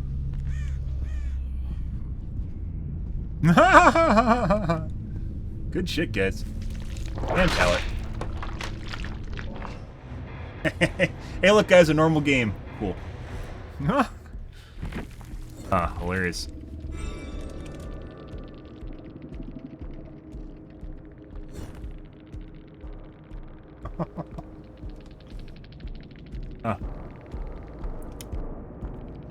We had a lightweight on the Shiva, the Feng, or the Nia does not have lightweight. So once again, guys, I point this out every fucking time, because lightweight does not cause a big of a deal. When I point out erratic scratch marks in the game, it is not caused by lightweight. We've won against plenty of people with lightweight, and it does not function the same way as cheating lightweight. We've discerned and talked about lightweight multiple times. The Nia in this game had erratic scratch marks. It wasn't as bad as some of the cheat games we've had, but Nia also had erratic scratch marks, but it wasn't like this. She isn't even one running lightweight. So, the one person where I was noticing erratic scratch marks was actually not the person that even had erratic scratch marks. The one person running lightweight was not the person with the erratic scratch marks in the match, even though it's supposed to be that on. It was a couple days ago where we were getting those cheat lobbies all the time. I think it was Saturday, where we had that Garden of Terror with that one fucker. No, maybe that was like last week on Thursday. We had the Garden of Joy with that one fucker that was running the erratic scratch marks and is missing 3 ground-based lands. Every time you turn a corner, guys, every fucking time you turn a corner, it would be missing 3 splotches of marks on the ground. Every single time, like not turning corners. When you lose line of sight, every time you lose line of sight, it would be missing 3 splotches only on the ground. The walls would still be there, the ceiling would be there, the corner edges would be there, but the ground would be missing. Yeah, you remember that too. Yeah, exactly. You remember that. It was that one fucking weird guy. I even highlighted the match, right? We still 4K'd that match. Yeah, he's just W keying across the fucking map, goes to Kill Shack, went back down through center, just W key, goes house, runs the house long window loop over and over and over again. And every time he turned the corner, it was missing 3 splotches. If you can imagine a square on the ground being a splotch. Missing 3 splotches on the ground in a row. Every single time we'd lose line of sight, just missing 3 splotches. The Nia also had some missing splotches. No lightweight, by the way. Missing splotches, but it wasn't like that. It's not something where I was losing her because of it, right? I could still see the next splotch. When you're missing 3 splotches, it becomes very difficult. Then it was yesterday, we had the cheater that was running the the modified Lucky Break, where she just doesn't produce any singular sound after she gets whipped, and then she blamed it on Bite the Bullet. Yeah, it stops making sound the moment she gets whipped.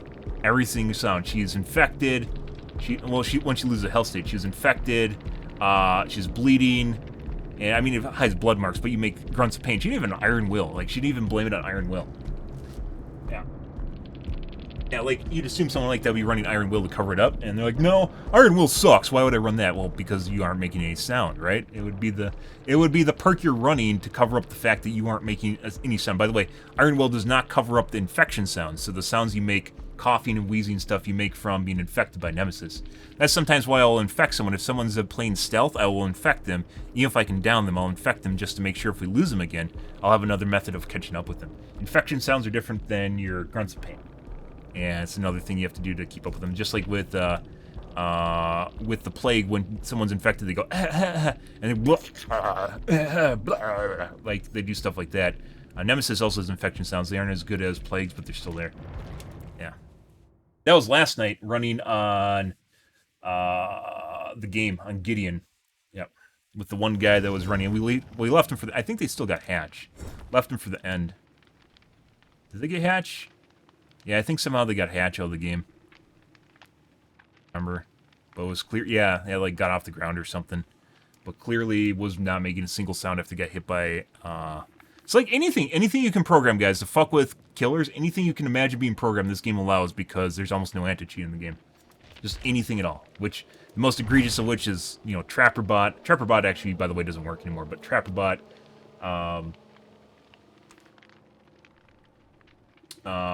holding a game hostage. Big ones. Another big one. I mean, spawning in as another killer. There's rage cheating, but then there's like rage cheating that just completely fucks your game, and holding the game hostage is one of them. Luckily, we don't really get held hostage because people don't know I stream. My Steam account is almost completely detached from my Twitch. You'd have to dig really deep to find the link between the two and find my Steam account, but it's possible. Yeah, which is why we rotate usernames. We do all sorts of different things to change my ID so people won't be able to figure out who I am. That's on purpose because if they do, they have an incentive to hold the game hostage. People generally do not. Cheaters do not hold games hostage unless they have a reason to do it, because it's a waste of their time too. Alrighty, guys. We had some decent games tonight. We had some cheat lobbies, and then we just had normal games. For some strange fucking reason, the later the night goes, the less likely we are to run into cheaters. I don't know what this correlation is, but it's definitely been something that's been happening. I'm not exactly sure why. But it seems like the later in the night, normally it's the opposite. When you go into degenerate hour, that's when you get all the cheaters, right? But it seems the opposite now. No idea why. But yeah. I'm out of here for this evening, guys. Tomorrow will be Dead by Daylight. Hopefully I will be on earlier. We will see. But if you're new to the stream, you enjoyed the bullshit, you enjoyed the fun, you enjoyed the survivors and their antics and delusional messages, make sure the follow button in the top right-hand corner. You stream every day from evening to late night, GMT-6, so 8 to 9 p.m. Central Standard Time to 1 to 2 a.m., give or take, depends what's going on in my life, what's happening, etc., etc. Tomorrow, guys, will be more of the... So, yeah, guys. I am out here for this evening. Thanks for watching my stream, as always, and I hope you guys have a wonderfully fantastic Tuesday night and Wednesday morning. Have a good day, guys.